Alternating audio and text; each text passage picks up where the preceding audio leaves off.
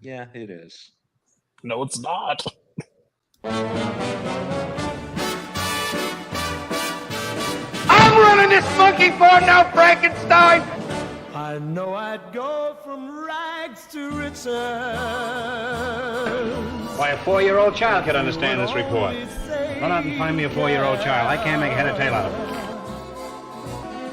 Or will I go? Farabelli, you've got the brain of a 4-year-old boy, and I bet he was glad to get rid of it. My fate is up to you.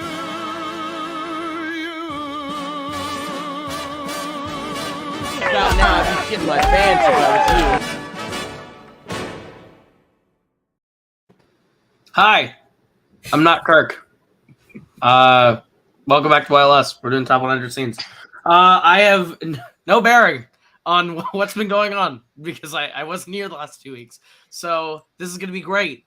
I'm gonna be an awful version of Kirk, and everyone's gonna hate this. So if for people like Cody who are gonna take the scores into account week to week for themselves, you can just put an asterisk next to this one.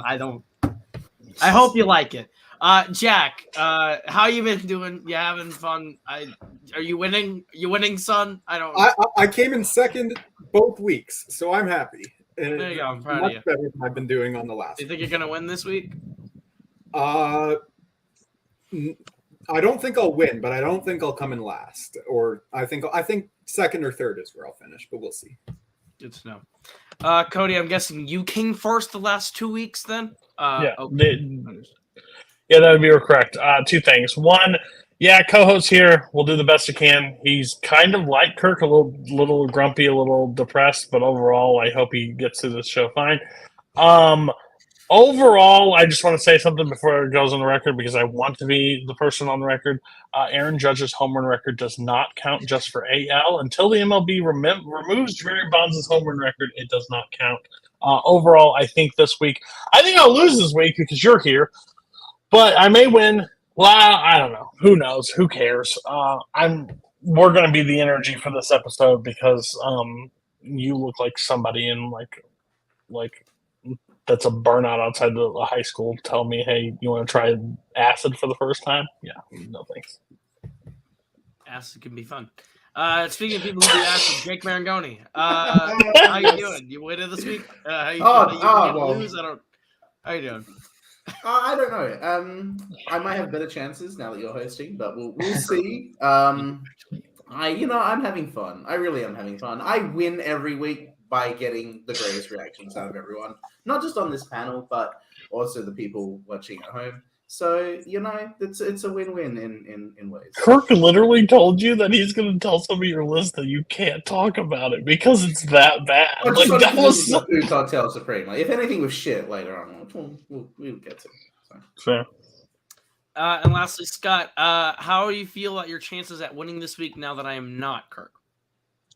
Yeah, well, I got to say, I'm caught off guard. I was prepared to come on here and roast Kirk for liking the film Amsterdam, but Koho, you didn't really like it, so I guess you have better taste than Kirk. There you go. I said it. But no, I actually, looking at my list, I don't actually think there's some stuff you're going to really like, and I don't think I may have a chance this week. We'll put it that way. Fair enough. Well, I get started. Jack. We're in the 80 through 78. Let's get this going. All right. My number 80 is I'm Coming Back for Everything from The Social Network. I don't believe this is on my list anymore. Okay, then. My number 79 is Matt's speech from Guess Who's Coming to Dinner. And my... yikes. Yeah, I figured. Yeah, I was a little concerned when he didn't say X. And my 78, I wasn't sure what to call it, but I settled on The Bomb Jacket from The Hurt Locker. Oh, check on scenes. All right. I'm Coming Back for Everything. This is one of the most iconic scenes of the last few years. Last over a decade now.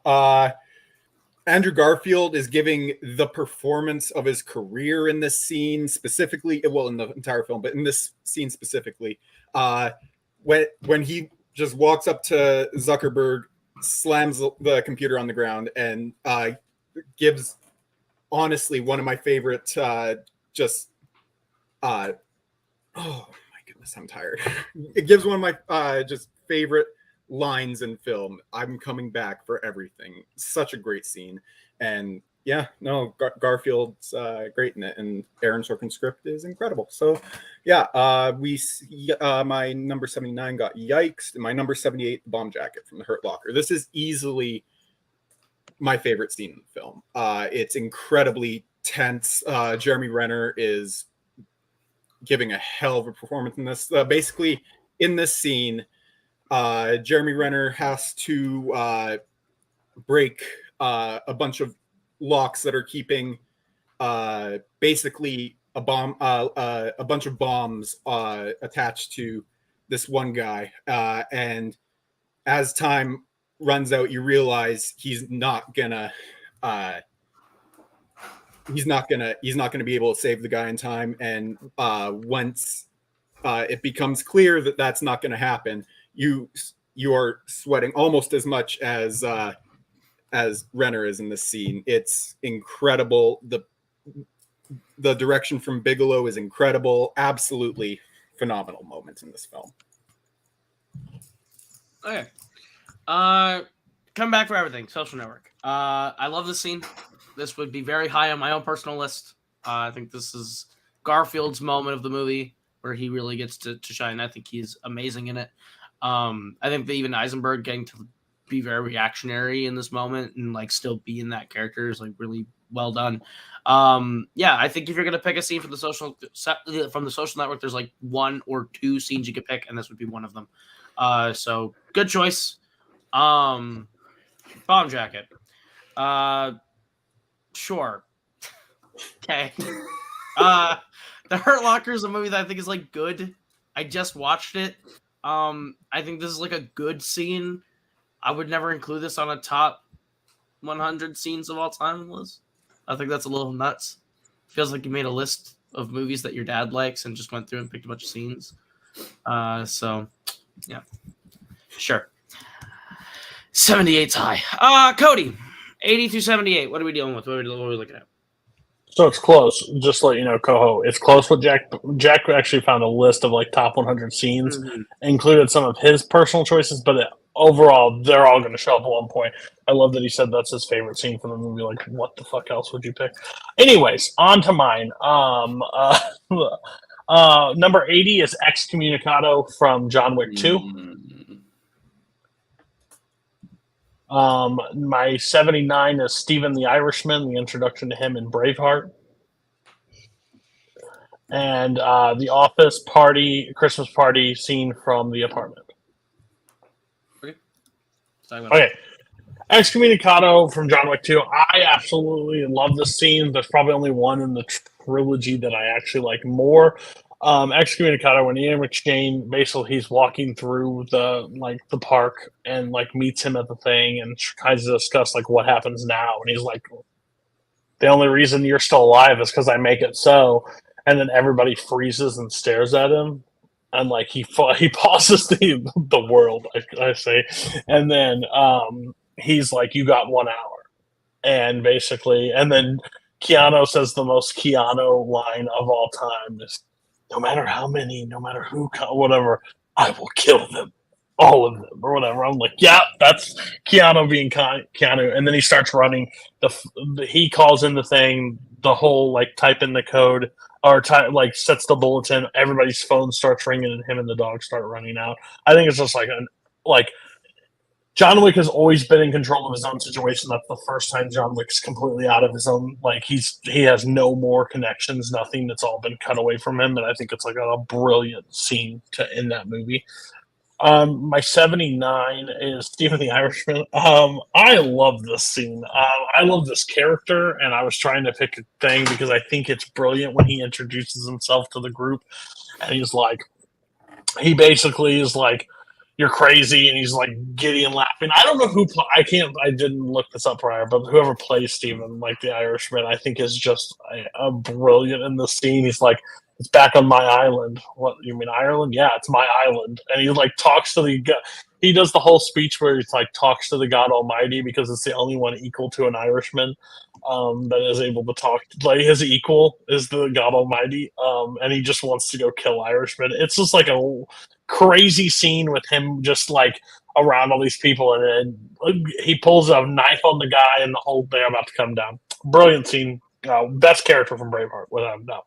And my 78 is The Office Christmas Party from The Apartment. I struggled with even picking a scene from this movie, but then I really love this scene is because I think the battle between both characters are so interesting. I think Lemon, like, just excited because he's been promoted. He's got his own office. He's pumped because it's Christmas time. And and at that point, Shirley MacLaine is, like, broken down because he won't leave his, Fred McMurray's character won't leave his wife. And he's like, the relationship she has with him is real. The relationship he has is completely not. And like he's like being nice and trying to cheer her up and like, oh, and she's like, oh, I'm a terrible person. He's like, don't say that about yourself.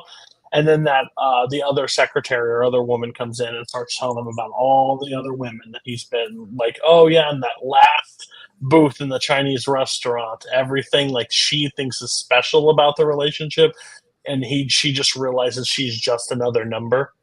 And like the final part is when she opens up the mirror and it's cracked or whatever, and like she sees like herself like there. It's just, I think it's a brilliant scene. I think it shows exactly the duality between both characters, and it's the one that I think needed to be included on the scene.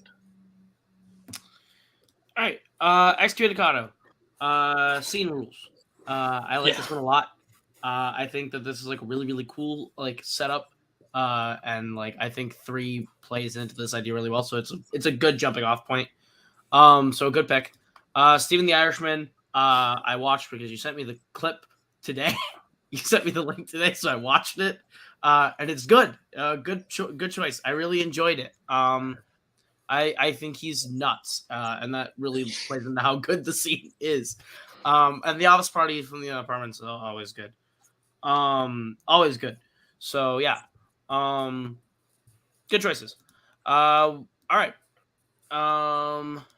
Let's go on to Jake's 80-78. 80-78. Yes, my number 80 is the tricycle ending from the greatest French movie ever, Rubber. Number 79 is the aim for the bushes scene from The Other Guys. Shut up, Cody. And number 78 is the skydiving shootout from Shoot 'Em Up. The most Jake 3 scenes you could pick. All right, number 80. One of the most just bonkers ending ever. At this point, the end of the movie, the tire Robert has been killed by the sheriff. The sheriff's like, let's just end this movie. He shoots the tire a bunch of times with a shotgun. And then the guy in the wheelchair, I believe he's played by Wings Hauser, sees the reincarnation of the tire, and he turns into a tricycle and then explodes his head. And as the tricycle heads to Hollywood, you see a bunch of tires come from the floor, become sentient, and follow their leader, Tricycle, to Hollywood to get their revenge, to take over Hollywood. It's a great metaphorical ending, and it's beautiful, and we all should watch Rubber because it changes everyone's lives, like it did for me. Number 79, Aim for the Bushes. Just a really funny scene. I remember rewinding the scene all the time when I was 13, 14, watching it with friends, and we would just we rewound the scene so many times. We could not stop laughing at the impact of Denton and Highsmith, Samuel Jackson, and Dwayne The Rock Johnson as they jump from like a 20-story building, thinking they are invincible. They can capture like these special forces, like these like thieves. They think they're invincible. They jump and they die. Absolutely hilarious and really funny. I just think this is one of the best scenes from The Other Guys. There's one better scene in my opinion later on. And then number 78, the skydiving shootout from Shoot 'Em Up. I remember this is very similar to The Other Guys, in which when this scene happened, I just could not stop laughing. It does not need to look real. It's not trying to be real. It's just trying to be fun and goofy. Clive Owen has jumped out of an airplane after killing a politician, and Paul Giamatti, diving straight in the River of Ham, tells his men to just kill him. as ACDC's "If You Want Blood" plays, he just goes around shooting people without any goggles, without a skydiving fucking, parachute. He just kills a bunch of people, and it's great, and it looks goofy, but that's like the point, and it's funny and fun, and the movie's fun, and we all should stand the movie. If you think I watched any of these, That's insane. That's insane. I didn't watch your rubber scene. It's rubber. Who cares? The other guys, aim for the bushes. Sure. I don't really love the other guys the way other people do. Scene's fine. If you're gonna put a scene from the other guys, I guess that's fine. And shoot 'em up. I didn't watch the shoot 'em up scene. I didn't watch the fucking shoot 'em up scene. So good start, Scott. 8278. All right, this is going great. Number 80. We had a scene from this movie last week, actually, but a different one this time. This is the underwater dive scene from Mission Impossible: Rogue Nation. 79. I have the baseball game from Dazed and Confused, and 78. I have the dinner at Tommy's mom's house from Goodfellas. All right, 80, the underwater dive scene. Yeah, I like this one a little bit more than the Opera House one that Jack picked. It's still not my favorite Mission Impossible action sequence, but we'll get to that. But anyway, this scene is amazing. Obviously, Tom Cruise actually held his breath for like 6.5 minutes or whatever when he was under there, so that's just crazy to begin with. But yeah, this is like a great. I mean, it's what Mission Impossible does great, where it really like the action set pieces are very clear about what is going on, what the person needs to do, like what are the conditions under which they need to do it. It's like you have this much time to get this thing to this thing, and like they don't overcomplicate it basically. And he's got to take the security profile thing down underwater, replace it, plug it in so that Simon Pegg's character Benji can walk through and it's not going to set off the alarm. But of course he gets down there, everything's about to go fine. He gets hit by the giant wave. The two disc things which look exactly identical go flying, and then it just becomes a guessing game of which one is right. He guesses right, but then he like passes out. Ilsa has to come down and save him. It's a nice moment of like humanity for Ethan Hunt as well. It's just a great, thrilling scene. Like I said, it's exactly what Mission Impossible does really well. 79, the baseball game from Dazed and Confused. Another movie it's kind of hard to pick a scene from, but this is the one I went with. Yeah, I'm just going to say this. I think it's probably true of multiple people on this call and certainly of people in this community, but I was bullied when I was younger and in school. And so this scene is like, it has the tension of, for anyone who has been bullied before, because obviously it's the scene where Mitch, Wiley Wiggins' character, is pitching and O'Banion, Ben Affleck, and all the other senior guys are waiting outside the fence to paddle him after he escaped earlier. And there's the great tension of like, they're about to win the game, Mitch is on the mound. Like, does he just like, wrap up the game here and now knowing that he's going to get a beating, or does he like try to extend the game or whatever? And obviously, he ends up getting the out and then, just kind of slowly walks and accepts his fate and gets paddled. Another small thing I like during this scene is that when Pink, who obviously is the high school quarterback, is like leaving the baseball game, there's some old guy that starts talking to him, some like Homer from the town about, oh, we're going to have a great season this year in football or whatever. And anyone who grew up like in a town where high school football is big, like has known that guy and seen that conversation take place before. So it's great. And then 78,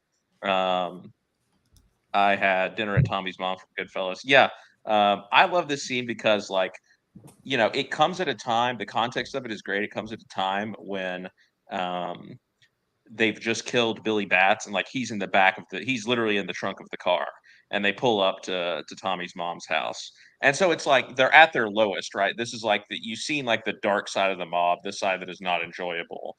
And now we get the contrast of it, right? Which is you roll up to his mom's house at 2:00 in the morning and she's got this giant Italian meal waiting for you. They're just like, broing out at the table, like telling jokes, all this stuff. And it's just like, it shows you that seductive side of the mob, which is necessary for you to understand like how these characters can get so sucked in. It's like a family. it's also a very funny scene. Like, I love when she's showing the painting and of the dogs, and he's like, and Tommy's like, I love this one. The one dog goes one way, the other dog goes the other way, and this guy's in the middle going, what do you want from me? It's great. So it's, Goodfellas has a lot of scenes you could pick. This is just one I've always enjoyed. Okay. Then water dive from Rogue Nation. Rules. This scene's really fun. I think it's like one of the best set pieces, like sneaky good set pieces in a franchise that is known for great set pieces. This one doesn't get talked about as much, so I think this is a quality choice from Rogue Nation. Really well done. Dazed and Confused, a movie that I saw for the first time this year. I like the baseball scene. I've only seen the movie once, so I don't remember every aspect of it as vividly, but I think this is like a solid scene from what I remember it being. So good choice. And Goodfellas, I don't remember the scene. I didn't watch the scene. I don't remember the scene. I clearly can tell you I probably really don't remember Goodfellas then in general. So I can't shit on you for it. So decent start, I'll say. Anyway, Jack, on to you. 77 to 74. Go for it. All right. My 77 is Percy Doesn't Wet the Sponge from The Green Mile. Yikes. Yeah. My number 76 is A Leap of Faith / What's Up Danger from Into the Spider-Verse. Yeah, this scene is fantastic.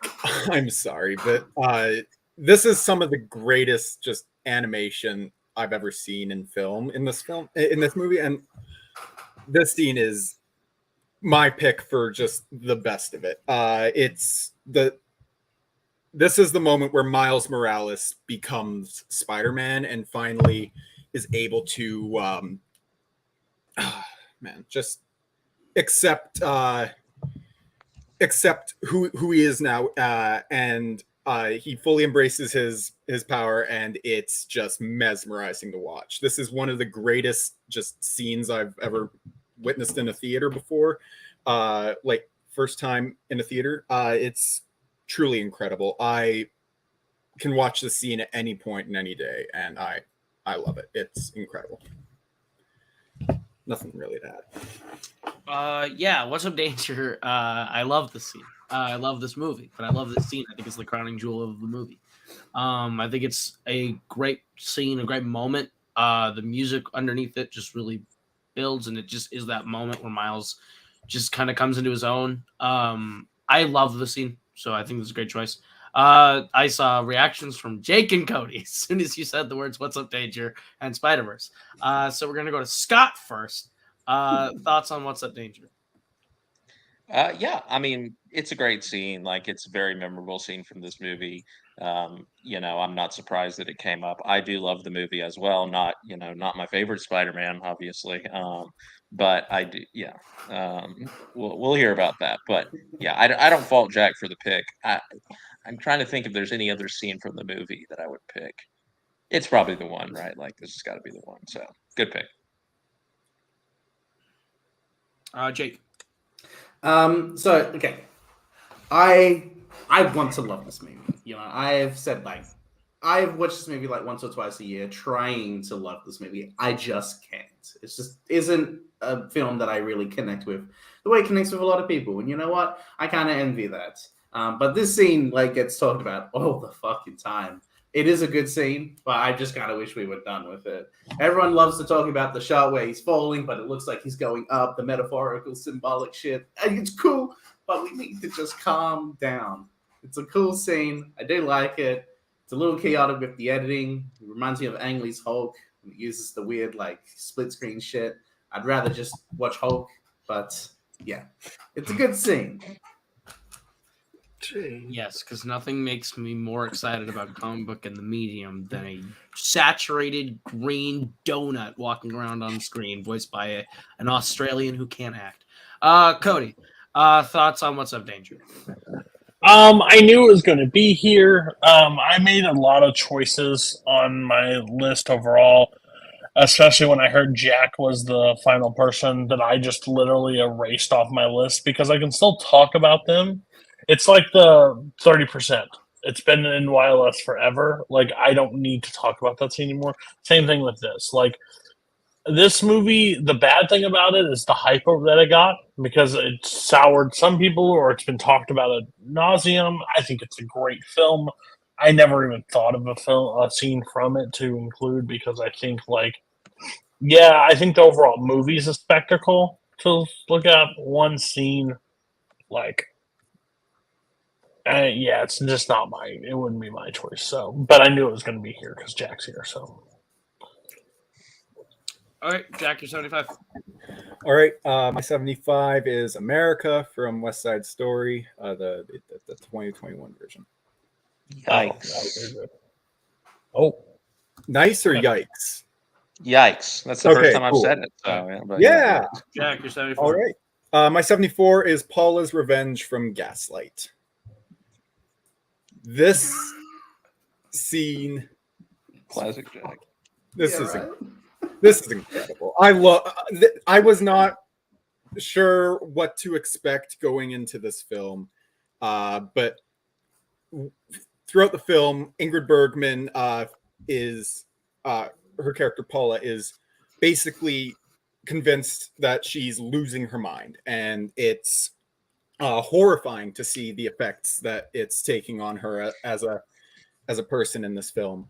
And when the truth finally comes out, also major spoilers for this scene, by the way, and the movie in general, because this is like the climax of the film. When the truth finally comes out and she realizes that she's been lied to and that she's not in fact losing her mind, she gets her revenge on the one who had been abusing her mentally and emotionally, and it's just the most cathartic ending possible for this film. I cannot recommend it enough. This is the greatest scene, the greatest moment from this film, and one of just the best scenes of Ingrid Bergman's career. It's incredible. That's a pretty good one, Holtzman. I'll give it to you. Okay. Can we give him like comment of the show? Like, cause oh no, I'm it's early. It's early, but I don't think anything's gonna be. I hate you, Holtzman. I hate you so much. Why do you do this to me? Really, that's the thing. Okay. Anyway, yeah. I don't really love Gaslight the way you do. It's fine. I like it well enough. I wouldn't put this scene in a top 100, but like you stan this movie and everyone in it. So like specifically, if you had this in your bottom like final 10 spots, sure. I think 74 is a little high. But any other three? Gaslight thoughts? Never seen it. Yeah, I haven't seen it. Scott. It's not a real movie. Great. Cody, 77 through 74. Was that his last one? Yeah. This is 74. That was really fast. Well, you know, with the fucking Undertaker in the middle of the screen, like rushing us through shit, you know. I'm not rushing anyone. I just don't have thoughts on your scenes. Well, you suck. Okay. 77. The Bride versus the Crazy 88. Yikes. Okay. Actually, can you go to Jake? I'm getting a work call real quick. I'll drop. Just have him do a 77. Jake, what's your 77? Okay. My 77 is we're going back to the other guys. Christina. Wow. This is maybe my favorite scene in the movie, to be completely honest. They realize, Alan realizes that the bad guys, then they stole the car. They accidentally voice dialed Alan's ex-girlfriend, Christina, and he does not want to go to her because she's kind of psychotic, but they have to find out what David Ershon's talking about on the other line. So they go to visit Christina and her husband, Hal, who she's like completely embarrassed by. And basically, she's still in love with Alan. She's waiting in like Empire Records for like 4 hours. It was like 13 years ago. I just find this scene absolutely hilarious for the awkwardness of it. The way they react. Christina, I don't remember who the actress is, but she is absolutely funny. Which is just, guys, I've done things with you that I haven't done with anybody, and he's just does not. It's like it reminds me of Jada Pinkett Smith and Will Smith, and just that their relationship and how fucking psychotic it is. And then there's a part where they go. Where Christina goes to grab his phone, her phone, and then she's like, "I hate you, I hate you. Oh, you're so adorable. Just say, I love you, I love you." And then they have the whole running gag where Terry can't pronounce her name right, and then you have Hal go, "It's Christina. If you come in here, you get my wife's name right." Absolutely funny. And then they steal the phone, and then as they're running away, Hal just goes, "Nobody, yeah." He just goes, "Get back here and make love to my wife." And then as they're like already gone, it's nighttime, they're hearing the voicemail, and then they just hear Hal and Christina already behind them. They're like, "Oh shit, they just ran like 20 miles. They just come back here and make love to my wife." Absolutely funny. It does not need to be in the movie, but it feels just like, let's just have like this funny moment between these actors and have this like sort of great comedic gold, honestly. Yeah, this is a scene I just like to rewatch every now and then. It's really funny. Christina. It's a hard name. And even then, at the very end, Terry still can't pronounce her name right. I think he says Christina, which is funny. This movie's great. Come back here and make love to my wife.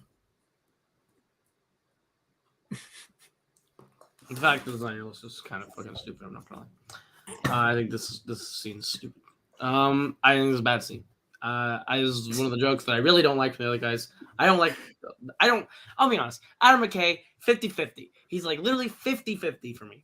And this is not one of the ones that I love. So every scene you've picked so far, it's like, okay, whatever. I don't care for the scene. So don't worry, Koho. I've got a scene from Don't Look Up coming up here in my next. You lose. I regret letting Jake go for a 77. Whatever the fuck. I hate the other guys. I think it's one of the least funny. I hate movie. MK's best movie. That's very weird. It's definitely not his best movie. You stupid. You know what? No, that's fair. You pick movies like you pick Tag Team Partners. Back in the day, you sit around. You make stupid decisions. I didn't want to and then Tim Smith. Okay, he just kind of came to me, and I Tim Smith. The other one. The sad thing is, you picked Michael after the other one got kicked out. So you didn't. His name is Paul. No, we don't speak of the who shall not be named. But yeah, terrible choice. I feel like we're getting off track here. I think a little bit. Yeah. Go ahead, Jack. Yeah. Okay. I haven't seen the film. However, I know about several of the scenes just because my family talks about them. Whatever. Just so much. I can't formulate words right now. They're hard. I have never heard of this scene in my entire life. I don't know. Maybe there's other scenes in the other guys that I've never heard of, but I clearly have to watch this now because I've never even heard of this. So I thought I knew everything about the other guys just because my dad and my brother talk about it all the time around me. But no, I guess not. It's a pretty good scene. I like the movie fine enough. The closing credits is awful and where he really jumps the shark. But my favorite scene is when they're in the Irish pub and Will Ferrell just like sporadically joining in with the guys singing like shanties, basically. So that's the one I would have picked. But yeah, it's fine. Fine pick. I'll go back now. Now we're gonna go back to Cody. Your 76. My 76 is Come and Get Your Love, Guardians of the Galaxy.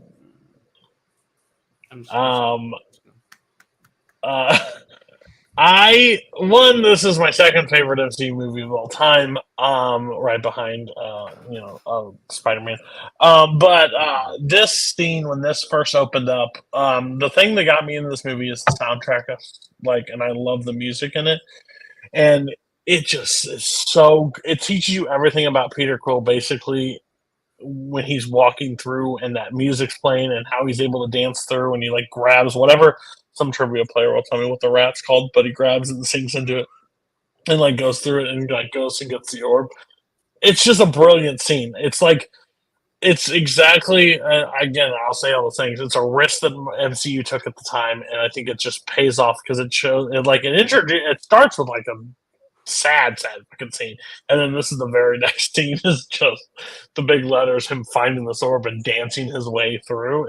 I think it's just a brilliant scene. I think it's, and I know it's a little dark. It's a little like the lighting is not like up to, but that is artistic choice. The director James Gunn wanted it to be a little dark in that scene just to make sure that Peter Quill, could have kind of stood out. So I just want that on the record that the dark is meant to be there. Why get the Batman? I love this scene. I do. I love the opening of this scene. I think that this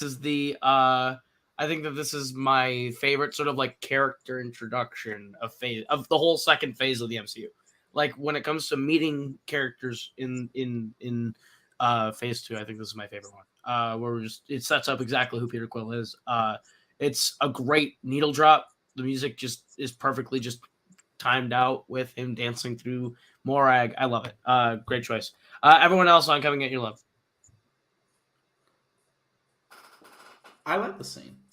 I remember watching the movie for the first time with my mom in the theaters, and just kind of, okay, wasn't expecting this type of opening, and like, okay, something different. It's probably my favorite scene from Guardians. There's a couple good scenes, but I do just like how this just sets up the tone and what you're going to expect as far as music choices and just the fact that Peter Quill is such kind of a goofy character. That's cool. I like it. Yeah, this is a scene. Go ahead, Jay. Yeah, sorry. This is a fun scene. I didn't have it on my list, but glad you did. Good pick.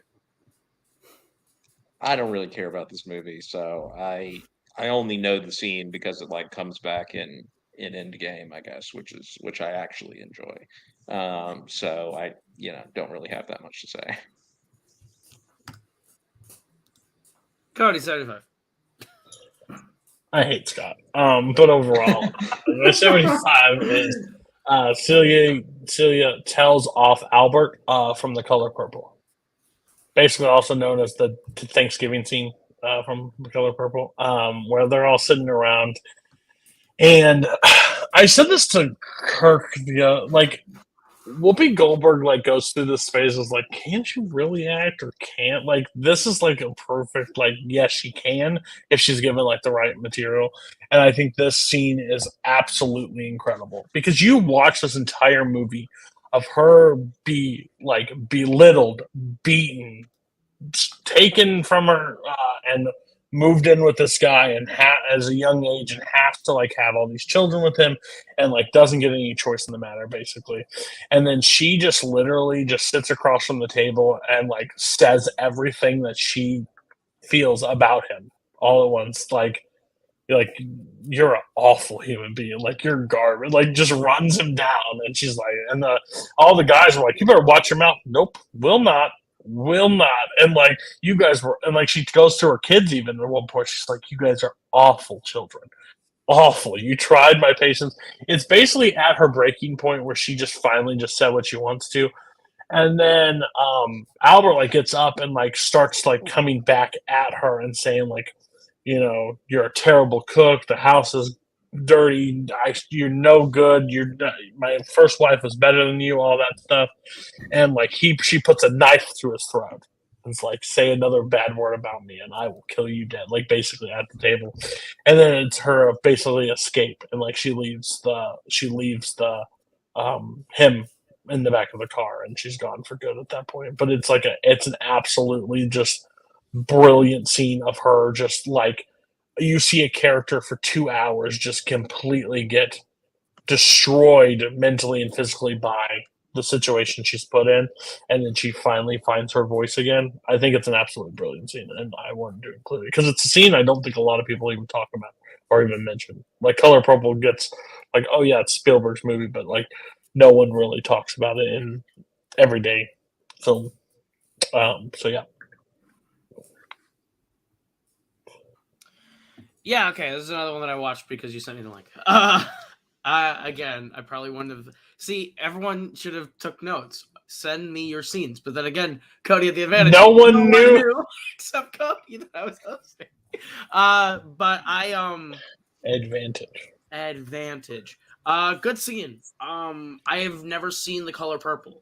So I didn't really have a lot of context, but I thought it was a very good performance in the scene. Maybe at 75. I don't know. If I've seen the movie, probably say, hey, this scene deserves to be 75. But without the context of the scene, yeah, pretty good. Everyone else on the scene. This is one of. I haven't seen this movie. I'm excited to watch it though later this year. Yeah, I've never seen it. So I strangely haven't seen it, but I have read the book and I love the book. I think the book is super powerful. And I remember this scene and some others as well from the book. So I can imagine that it would be really, really powerful. But yeah, I need to watch the movie because, like I said, I do love the book. So that works. Okay, my 74 is the steak scene from Black Mass.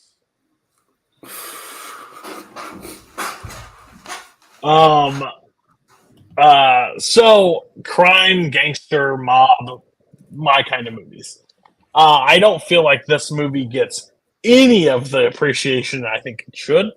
I think this movie is absolutely like incredible for what it's told of the story of Whitey Bulger.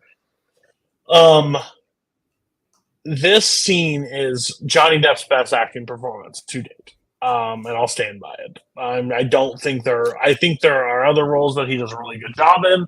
Overall, this one, he transforms into a whole nother person. Like you can't even see Johnny Depp in this role after a while of the movie. And it comes to the scene where he's sitting across from the table. And again, this is Whitey. He's descended into like more madness as the roles go. Like he's killed more people. Everything is going downhill. Like the police are like squeezing him out a little harder. And he sits across from the table and he's like, "This steak is absolutely incredible. Tell me what you did to the steak." And the guy goes, "Family secret. Family secret, can't tell you." And he sits there and he's like, "No, you gotta tell me. You got it. Like I have a knife. You gotta tell me." And he finally tells him, and he like the whole tension, the air gets sucked out of the room so fast in the scene because he's like, "I thought you said it was a family secret." And he's like, "What?" And Johnny Depp, like in the scene, like he's balding, like they have him in the bald, like hat hair. He's got bright blue eyes, and he like sits across from me. He goes, "I thought you said this is a family secret." He goes, "Well, a recipe." "Nope, you said secret." And he's like, "You say something about a steak now, you say something about me later." Like that's what got me 9 years in Leavenworth and Alcatraz. Like, and like he looks over at I can't think the actor that plays the Joel Edgerton, maybe. I don't know. He looks up. No, he looks over and he goes, "Don't look at him. He can't save you." And then he starts laughing uncontrollably. And he's like, "Oh, it's just a joke. Just a joke." And like you can feel like the tension all over the guy because he's like, this dude's killed many people and now I'm going to be the next on his list. I think it's an absolutely brilliant scene. I think Black Mass goes completely underrated for people. Yeah, absolutely incredible scene.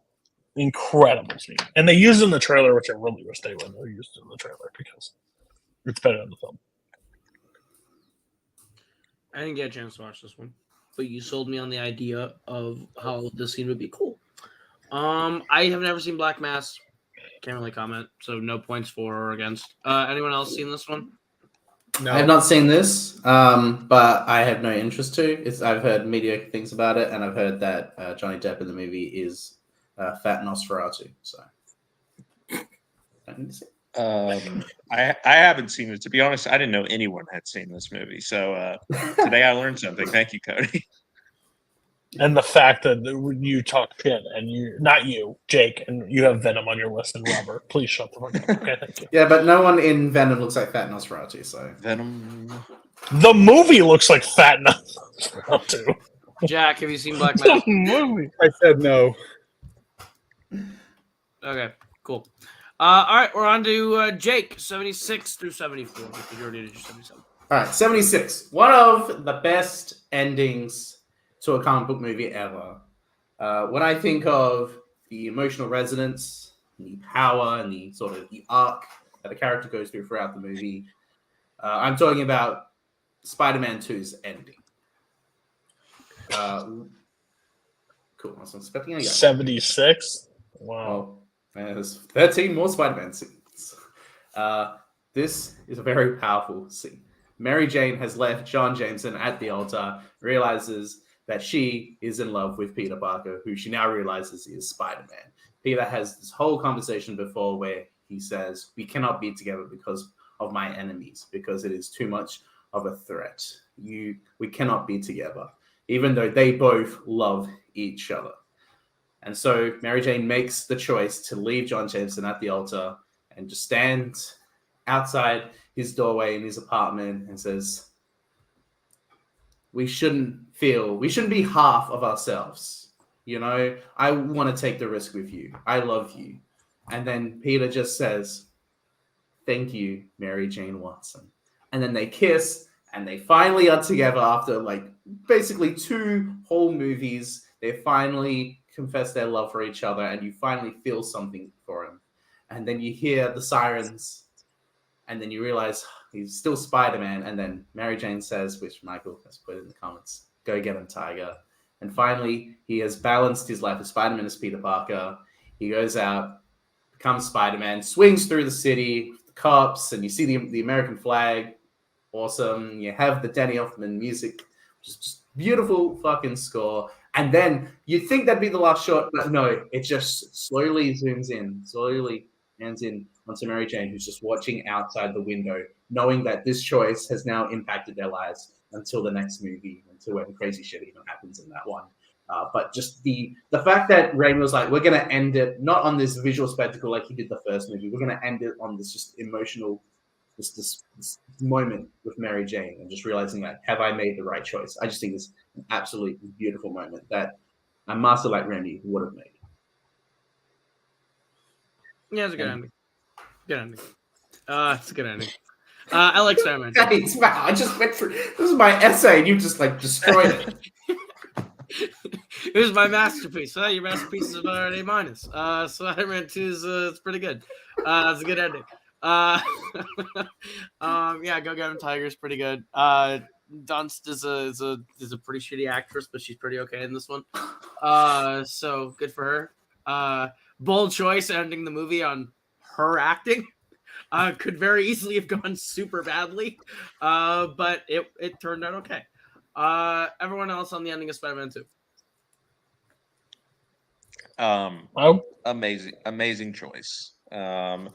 Not my favorite scene from the movie. Again, you will hear about that, but this is probably a close second. I mean, I don't know. Every scene for the movie's great, but so great. Yeah, as I wrote last time I watched the movie. I think it's physically impossible to just not yell "Hell yeah" whenever Mary Jane says "Go get him, Tiger," because that is just like one of the most hype moments in any movie. Like he just nails the ending to both the first and the second movie. Just Spider-Man just swinging out there. It's just like it's so awesome to see. So yeah, great pick, Jake. I'm glad you had it on there because I couldn't find room for it. Cody and Jack, Spider-Man 2. Yeah, this scene is great. I got very concerned when you were building it up that you were gonna bring up a scene from Hulk or Venom, but you did good. You picked a good scene. Oh, thank you, Chad. That means a lot from you. You done good, kid. You done good. No Spider-Man was in consideration for my list. The only one knew because I knew that I get to talk about whatever I wanted when Jake brought up. No, I think it's an incredible scene. I'm surprised at 76 overall, but I think the ending is really strong to this movie. And I'm with Scott. Yeah, like go get him, Tiger. Fuck yeah, go. Like yeah, it's a badass moment. I'm 100% with you. It's a great choice. I can't wait to see what comes next to ruin this, but this one's really good at 76. Can't wait to like when Bam sits on top of the machine and gets a gold dildo shoved up his ass. Like that'll be great when it shows up in that scene next. That's pretty funny though. I think that's Jackass 3. That's but anyway. Oh no. What's your next? Jake, you're 75. 75. This might surprise people. I'm going with the When She Loved Me, aka Jesse's backstory from Toy Story 2. This is Jesse's moment. Like throughout the movie, she's the really like up and go getter, really like positive attitude. She doesn't want to go back into storage. You don't really know why until this moment when Woody is about to leave. He's like, I got a way out. I can go back to Andy and have fun with Andy. And Jesse just basically explains like, yeah, I had my own Andy. Her name was Emily. And we have the song When She Loved Me, which is a really beautiful song. Maybe should have won the Oscar. But you just see like very similar to how Woody has the relationship with Andy. You see that with Emily and Jesse. And then as Emily gets older, she loses interest with Jesse. And then slowly throughout the years, she's just like under her bed. And as the years change, she becomes a teenager, and then she's a grown woman, and she accidentally finds her under the bed, and then just dumps her, like just puts her out in the streets, like there's the big tree, like just like a storage sort of, it's like a yard sale or something for sale. She just dumps her, and then that's it. Like Emily has moved on from her relationship, but Jesse has not, and so that has sort of like soured her taste of why she wants to go to this sort of like toy factory or this museum in Japan. And it's just really beautiful seeing like I think a huge part of why the scene works is the song, and it is just that really emotional resonance, and it's like very powerful. Like I'm not someone who cries during movies, but this is definitely one that gets like a tear from me, or like I start to get my eyes get a little watery. But I think it's like a very, very powerful scene, and also just further adds to the themes of the movie of toys and growing up and sort of what happens with your owners. So yeah, this scene's really great. Is a very emotional moment in Toy Story 2. Great song, great scene. I think it really just taps into what it's like to like have toys and then lose them, and like that feeling. So yeah, great choice. Everyone else, Toy Story 2. This is like the last cut for me. Like, I think this is an absolutely brilliant scene. Last person on this call that I thought would have it overall. I did not expect that. I think this scene is absolutely what makes Toy Story 2, like, in my opinion, the best Toy Story. Like, the element, the character development, the expanding of the world, but the emotional elements that this movie is able to create, because and I think it gets more and more the later we like in life we get. Like there are moments that when I was a kid I was like, oh yeah, that's cute, that's a moment, but now I'm like, I remember leaving toys behind and stuff like that. And if they had feelings, holy shit, they're pissed off at me. But like it's overall a great moment, and I think the song is just absolutely incredible. Yeah, it's a great choice. I agree. Best Toy Story movie. It's interesting too, that it kind of almost foreshadows like some of the ideas in the next two movies. Because you think about Andy being the one growing up, then going forward.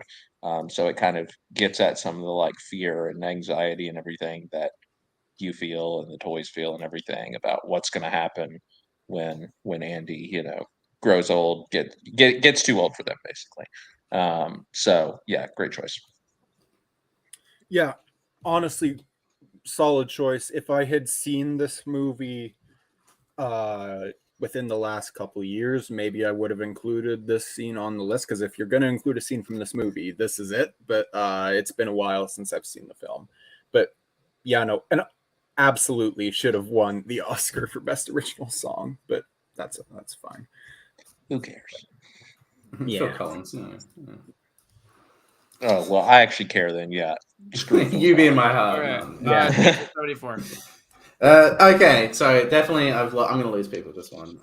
And this was a late inclusion. I want to say we were on Cole like a couple months ago, and we had a great double feature. Scott, Cody, we were there. We watched The Guest, and there's a scene from The Guest which I absolutely loved. Okay. The exploding the diner scene. Yeah. Absolutely, 2014. Absolutely, just like the power of the movies. It's not even like the most important scene, but it is just a really fun absolutely insane scene. David is now in full Terminator mode. He's going around and kill everyone. He goes to the diner where I can't remember her name, but Michael Monroe's character. I can't remember. I love the movie, but I don't know. Michael Monroe's there, and Lance Reddick picks her up and says, "We got to go, or else David's going to kill you." And just as they leave, David shows up and sees her friend Chris Dunn. Like, "Do you know where she's gone?" So I don't know. So forget it, and just shoots her with all the people in the diner in confusion. Kills her, grabs 2 grenades, gives them a look, throws it onto the floor, and walks out, and then it explodes. Well, I can't remember what the song is that plays, but just like a really like a love song plays during the scene. And David and Krista have had sex before. They had sex at a party, so there's a weird like relationship there where he's just like, "Yeah, fuck you, I'm just gonna kill you," and then explodes the diner. Just really funny, and I just remember watching it and just going, "This is just amazing." This scene is like the power of the movies, where I'm just watching and I'm going, absolutely breathtaking. Unexpected, but just really, really fun. It's just great, yeah. So I'm going with Exploding the Diner from The Guest. I have no fucking earthly idea what the fuck this is. I'll be just totally honest with you. So, the rest of ya, good, bad, ugly, Doman, what is it? This movie is awful. This movie is. This is not a Cody movie. Okay, what? This isn't a movie. This acting, regardless if you're friends or not, everybody in this movie sucks at acting. And this film alone, they suck. Like, it feels like. And this is going to hurt some people's feelings, maybe. It just feels like a group of friends grabbed a camera and said, "You know what? We should shoot a movie." Like, this is what comes out of the thing. I remember watching it with Jake, and he goes, "Holy shit, I forgot," and like adds it to his scene that night of the exploding diner, because the scene, like, the movie is like fine for like the first, like, I would say like 30-40 minutes of the film, but then it turns into the like fucking weird like revenge, like coming and hunting people down thing, and like he loses like all sense of like oh fuck you, kill you, and then like this dude has grenades, and like he's so like, there's a scene I think where he drives past the cops are like going, but he's like away with. I don't know. The movie's so bad. I mean, I gave it 2 stars because of the enjoyment I had on call, but overall, we'll never watch this movie probably again. And the exploding diner is by far the most outlandish. That makes no sense to the movie. Well, it is. See, what Cody is describing is the camp value of the movie, which it heavily leans into, which is why it's good and why this scene is good. Oh, fair. Camp just, yeah. It knows what it is. Sure. It knows what it is. Oh, because a movie knows what it is, it means it's good. That's crazy. What if they're in camp but they can't act? Just curious. If they're in camp but they can't act, what is like? It's a campy movie, but there's no acting ability. There's no acting. Doesn't mean it's bad. There's no acting ability from any of them on the entire movie. The dad is completely the most deranged. Amazing. He's terrible. Which is also but at least he knows. At least he knows what movie he's in, and he knows what he's going for. Terrible, garbage. So I haven't heard of this movie. I don't care if I'm the only one. You guys are delusional. Half of you are friends with one of the people in the movie. I guarantee that goes up some marks. Friend is a. You at least know it. Goes up some points. Yeah. Overall, garbage. Have played trivia with him before, yes. Yeah, same. Yeah, congrats. I tell him to his face, guess is terrible. Enjoy it. Dan Stevens, of course, is who we're talking about. Just to be clear. God, yeah. He is also terrible. All right, I swear I didn't do this on purpose and switch my list because Koho's here, but 77, probably my favorite character introduction in a movie. It's Jack Sparrow arriving at Port Royal. Well, we know who won this That's week. going to win Scott the week. God damn. This is a great choice. Continue. Yeah. I mean, it's such a great character introduction. It tells you like everything you need to know about this character. Like, it starts off with just like the majestic shot of him, you know, on the top of the boat, and everything looks, you know, normal. It's great. You know, here's the captain, and he's, you know, leading his ship, and the powerful Klaus Badelt music is, you know, on the soundtrack. And then, of course, we see that everything is not quite right, and that the boat is filling with water. And he's trying to throw the water out of the boat, but he has to stop, of course, when they pass the pirates and salute the hanging pirates. And then, of course, it ends with him bringing the boat into the port as it sinks and stepping onto the dock as it is completely submerged under the water. It's great. It captures sort of the goofy appeal of Jack Sparrow of he it's not always the prettiest what he does. It's not always the smoothest, or the most badass or anything, but he pulls it off somehow because he's clever and funny. So it's a great way to set up that character. I like his first sort of exchange of dialogue with the guy there. He's trying to get his name and everything. Welcome to Port Royal, Mr. Smith. It's a great introduction. This is maybe the greatest character introduction ever on film. I think this scene is amazing. I think when he's standing on top of the mast as it comes down, it times perfectly with him getting on the dock. Like you said, just about 3 shillings. We forget the name. Welcome to Port Royal, Mrs. Smith. I think that entire opening perfectly surmises who the character of Captain Jack Sparrow is, everything you need to know about him, and I think it sets you up perfectly for the adventure ahead with this protagonist. Great scene, great choice. No one else had it. Why?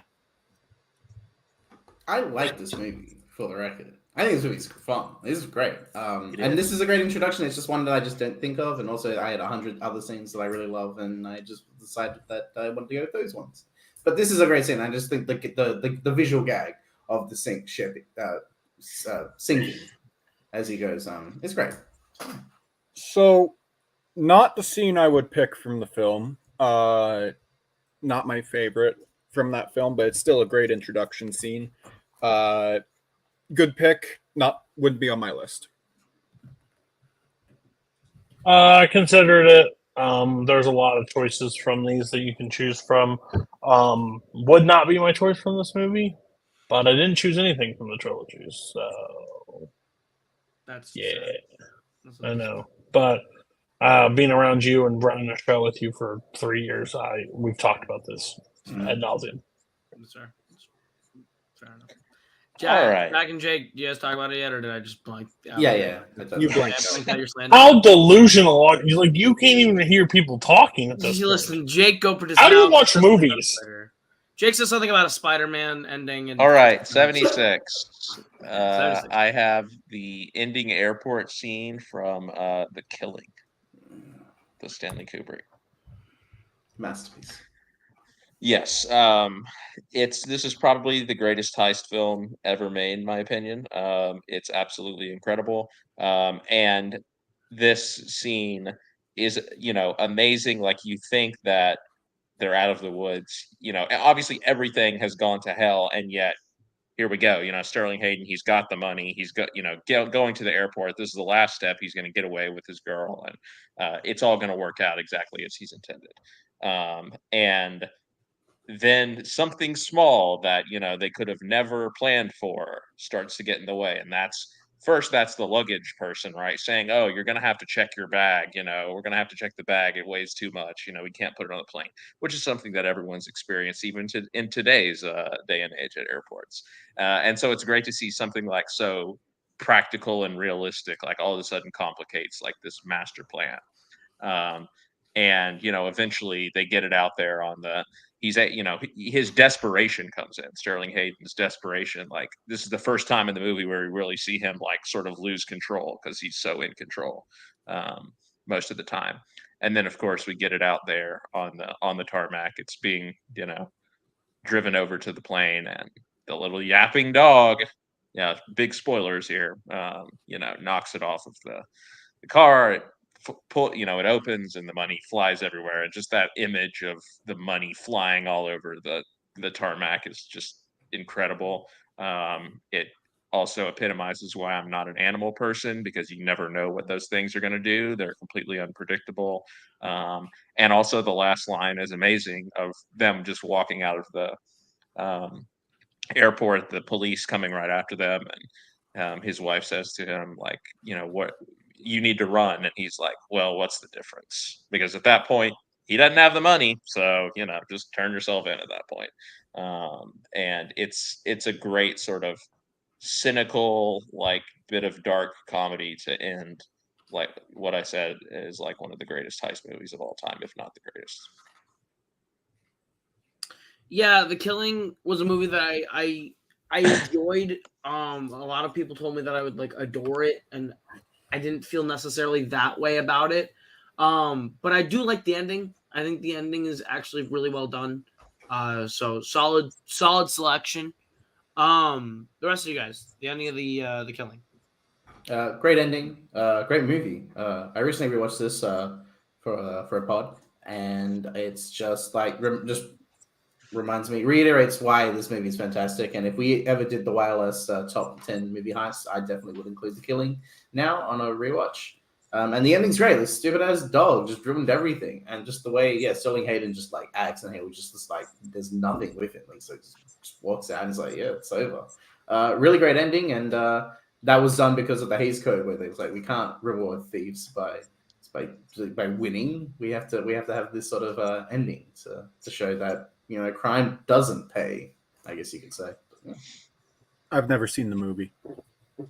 That's actually shocking. Yeah, actually, the last. But I Married a Witch was on here. Yeah.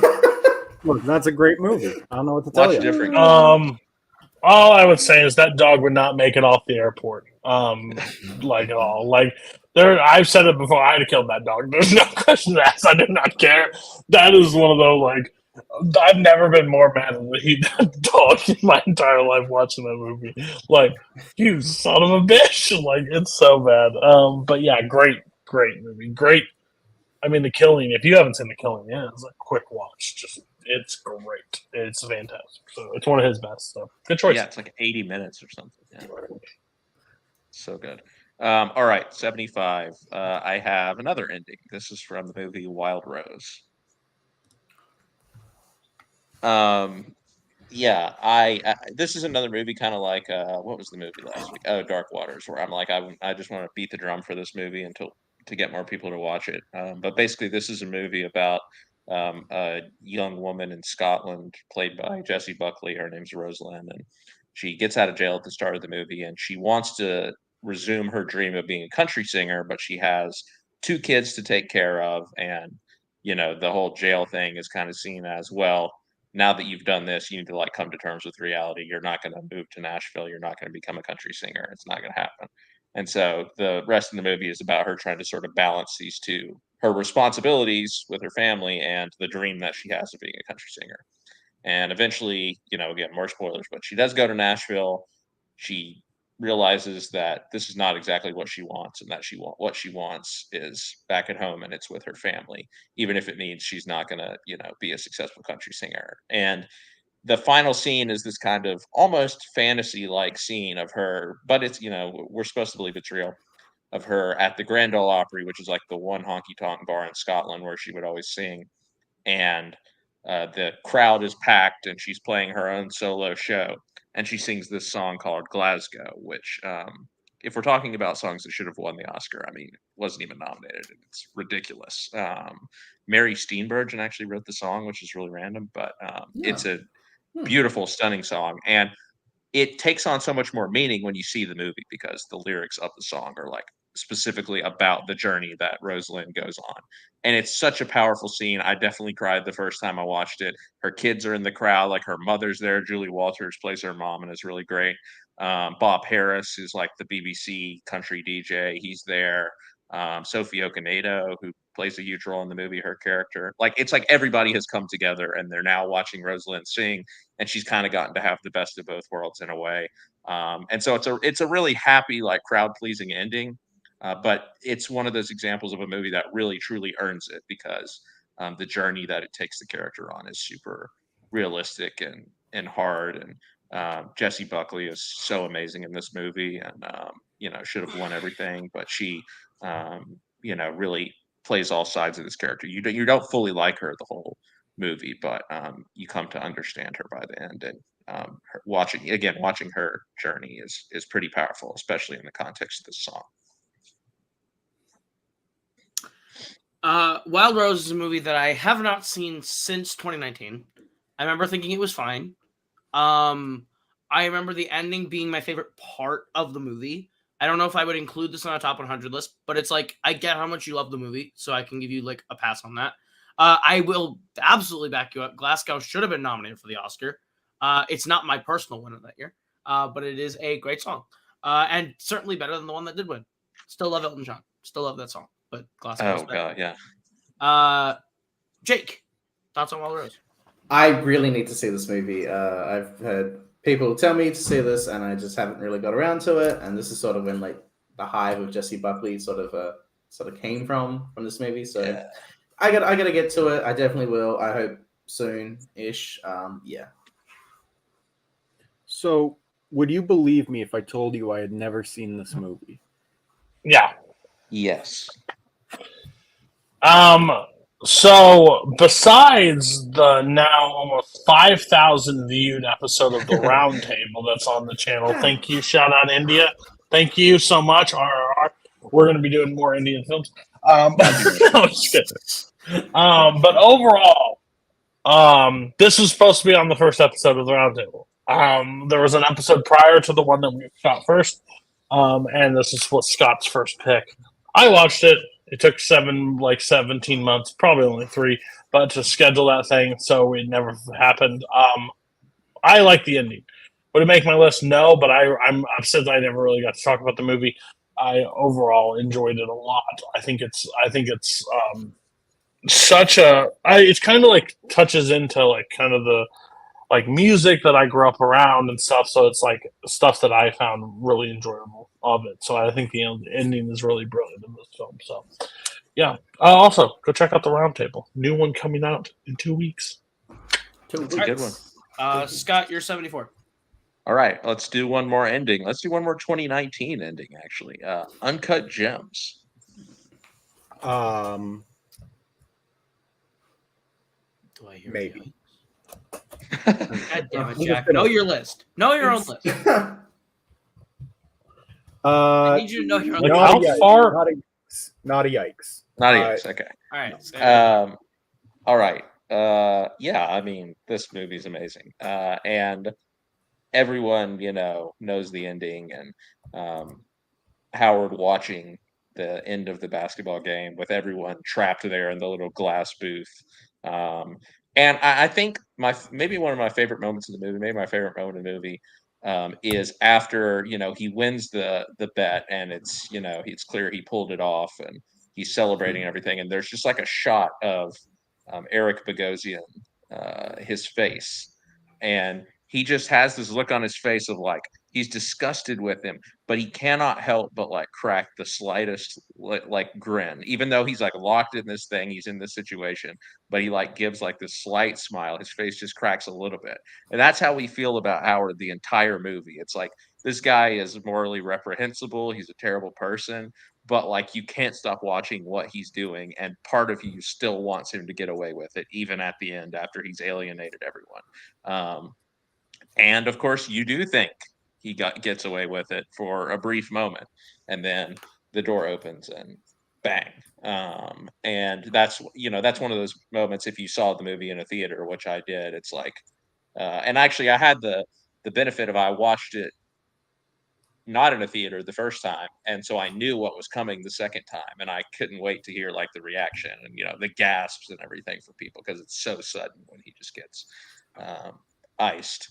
Is one of those great theater moments. And then finally we have Julia Fox, unknowing of what's happened, like getting in the limo or cab, whatever it is, to like go and fly away with all the money. And so it's in its own way, it's like the best ending that could have possibly happened, right? Because she's the character we like the most, and that is kind of the heart of the movie, and she's getting away with all the money, and she's not going to have to deal with Howard's BS anymore. So it's it's sort of a double-edged sword, but a great like shocking ending, and a great way to just like release all of the tension that is just escalating for the entirety of the movie, and just like unforgettable ending to anyone who's seen it. Yeah, I think that the ending of this movie rules. This movie is. I would find it impossible to pick any scene from this movie to represent this movie because I think all of it is just so great. It's not like a scenes movie. It's like the whole movie feels like one continuous thing to me, almost. So I would have had a really hard time picking. I think the ending is a decent choice to represent it all. I think it's a great ending. Yeah, like you said, when he finally gets what's gonna happen to him, you're just like, fuck. Because you really wanted him to succeed, even though he really should. Everyone else on Uncut Gems. Uncut Gems. Uncut This, Gems. the ending of this movie, again, when I saw this movie, how I didn't see it earlier was like an instant, like my favorite movie of that year. I think it's just absolutely brilliant. Especially somebody that watched that playoff game when it happened. So I was like, oh, I know you're going to cover. Like, I know the ending. You're going to be fine. But when he wins and that door opens and he gets shot, it's like, I remember feeling like completely like my heart has been racing this entire movie with Howard and like, can you stop? Can you please stop? I need you to just like you won your money. You don't need to win anymore. Like, you're good to stop. And then when he finally, like, it feels like the one moment of levity, like, he's like, oh, he's clear now.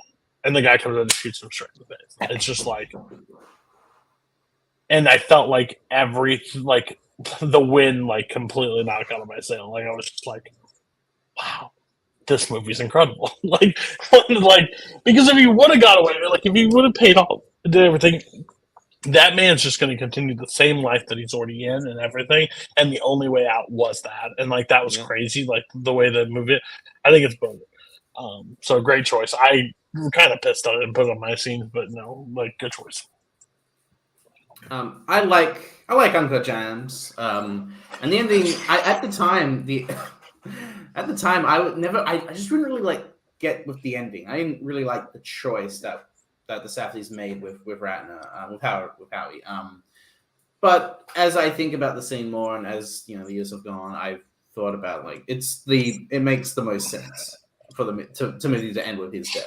And in that ending, he thinks he's won, and that's his last memory in the sense. Like when the last shot of the movie, when it zooms in on his eyes, and you have like the whole sort of visual look that they replicate when he's looking at the gem. He's smiling, he's happy because he's done it, and that's his last moment of like real sort of like victory. And it does feel good that Julia Foster, who's like the best character, the most morally right, as far as compared to some of the other characters, like it goes to show that like he did something good in the end, and it's pretty good. I do not really like how they just like steal all the shit in the pawn shop, but like that's okay. And then they killed the cousin. Like what? But anyway, still great scene. I am so mad at myself right now because this was on my list at some point, and it's not there anymore, and I don't know what happened, but I'm sad because I didn't have this on my list. Great pick, Scott. Watching this film for the first time, I was almost it was like holding my breath the entire time through the film, and as soon as he wins, as soon as the game's done and he wins, I finally let a sigh of relief, just feel like, okay, thank God, okay, this is done now. And then he gets shot in the face, and it's like, oh, now it's a brilliant scene. The fact that it's not on my list is upsetting to me, but hey, glad you had it on there. So, good job. But I married a witch. Anyway, now we're on to 73s. 100. We're doing 73s now. So Jack, what's 73? All right, that's where you remember it's the scene, not the movie, because the movie is terrible. But my goodness, Duel of the Fates from Phantom Menace is one of my favorite scenes in Star Wars. The movie is not terrible. Anyway, this scene is brilliant. Darth Maul is one of the most badass characters in the Star Wars universe, and his battle between him and Qui-Gon and Obi-Wan is, when I think Star Wars, there are a few scenes that come to mind. This is one of the first. It's brilliantly choreographed. It's got one of the. I remember being like, when I saw this movie for the first time, when I was like, I don't know, 7, 8, maybe earlier, I was crushed when Qui-Gon got killed in the scene, but it's just absolutely brilliant.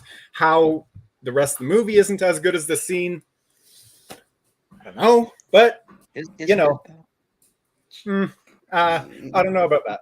But no, and also just looking back on how this is one of the most important, why it has its name, and how it's one of the most important scenes in the saga. It's fantastic, and I could never get tired of watching it. Okay. Yeah, okay. I think this scene is really good. I will give you that. I think Duel of the Fates is the best thing in the Phantom Menace, and it's actually very well done. I think the fight's really well done. The choreography, the score in this scene is amazing. Some of John Williams' best work. I think Darth Maul is really scary as a bad guy, and I think Obi-Wan and Qui-Gon getting to work together and you get to see them fight with Darth Maul, I think that's all really done well. Like, it's actually really visually interesting choreography. One of the best fights in Star Wars, so I'll give you that. I think it's a great scene. Good choice. Everyone else on Duel of the Fates. Y'all go first. Fucking C-SPAN with lightsabers. Let's fucking go. Listen, just say this is great. Like, sure, of the movie, yes, this is the standout moment of the film because everything else is awful across the board. The only thing this movie gets credit for is because we never saw a dual lightsaber. He doesn't talk. He has a red face, and everybody's like, ooh, scary. The only thing you're thinking about Darth Maul is intimidating or whatever is from now stuff that we know about. In this movie, not at all. And you're saying one of the most important moments. Yeah, he cuts down Qui-Gon that we get to introduce for one movie that no one knew was prior, really. Listen, this movie gets the credit for being the one scene from the Star Wars movie that everybody's like, you know what? Phantom Menace is garbage, but you know what's good?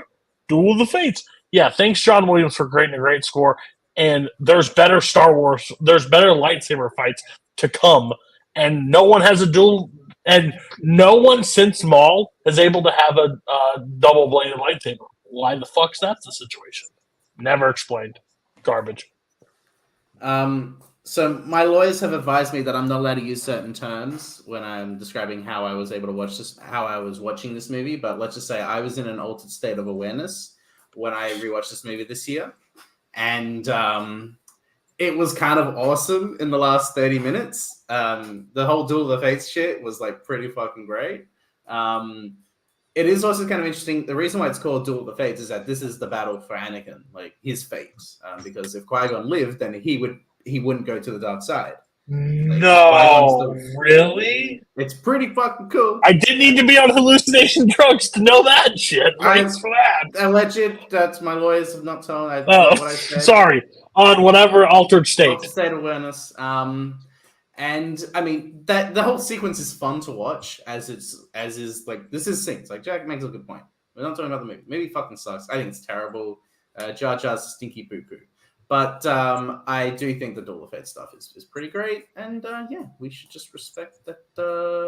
Well, it just also makes no sense. I mean, one thing that doesn't make any sense is the shield doors that just show up and then and then what is the point of them? There's like 6 of them. They just do that for like 10 seconds, and then that makes no sense. But hey, it looks cool for the film or whatever.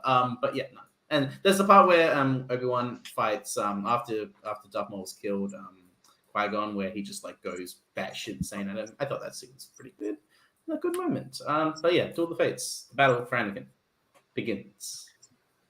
I've watched this movie many times in a complete state of sobriety, and it's a good movie. It's the best prequel. And there are multiple scenes from this movie that you could have included justifiably on your list.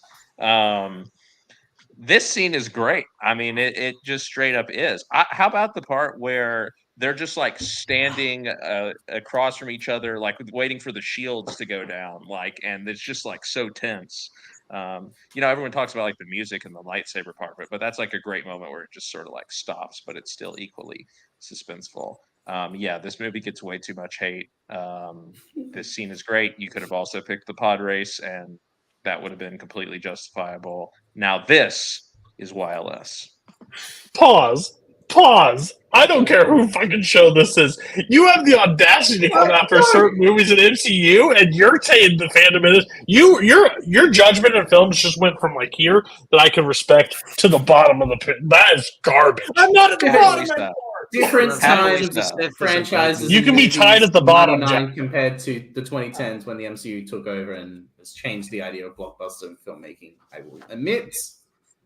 But what? This movie has an identity. It's a different era. Like, it doesn't matter what era you're in. Jurassic Park came out in the 90s. Jaws was 70s. Blockbuster's been around. So just because the game got changed, you have to play in the game, in the world that you're playing in. And you're in the world you're playing in. 99 was garbage, and they did a terrible job. He likes it because it's like it's lawyer speak. It's lawyer speak for 2 hours in that movie. He sits there in their C-SPAN and like meetings and the Senate talks. He's all for that. It's the best prequel, and you will be punished accordingly for your slander.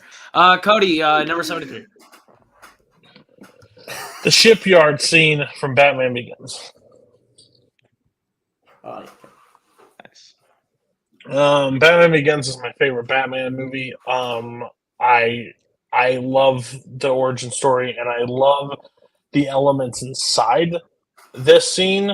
I think there's a lot of, like, this is like the first one that we actually see Batman like do the stealth hunt, like movement at night stuff that I loved from the animated series and like the Arkham games and all that stuff, where you get to like, those are stuff that and Arkham games came after, but overall, like, that's the stuff I love. Like when outside the shipyard door, like out of the container, and you don't see anything, and he gets pulled in the music, and they're like, and they look up, and he's from the top, and he's taking everybody out, and you see what's the bad guy's name in the fucking film? Falcone comes out and like looks at what's going on, and like realizes he's beating the shit out of everybody, and then like you hear him on the top, and again it ends with the famous like, "Who are you? I'm Batman." I like it. I still to this day enjoy it. It's still one of those fun things. It made a lot of like dads at the time do the impressions for way too long, including my friends' parents. But overall, I think it just shows how it's the first time in the Nolan movie that like Batman is like move at night stealth, and I think it's brilliant with the score mixed in with there and the sound. I think it's brilliant. So Shipyard. I will always be a sucker for the scene in the Batman movies where he first shows up, beats someone up, and they're like, "Who are you?" He's like, "I'm Batman."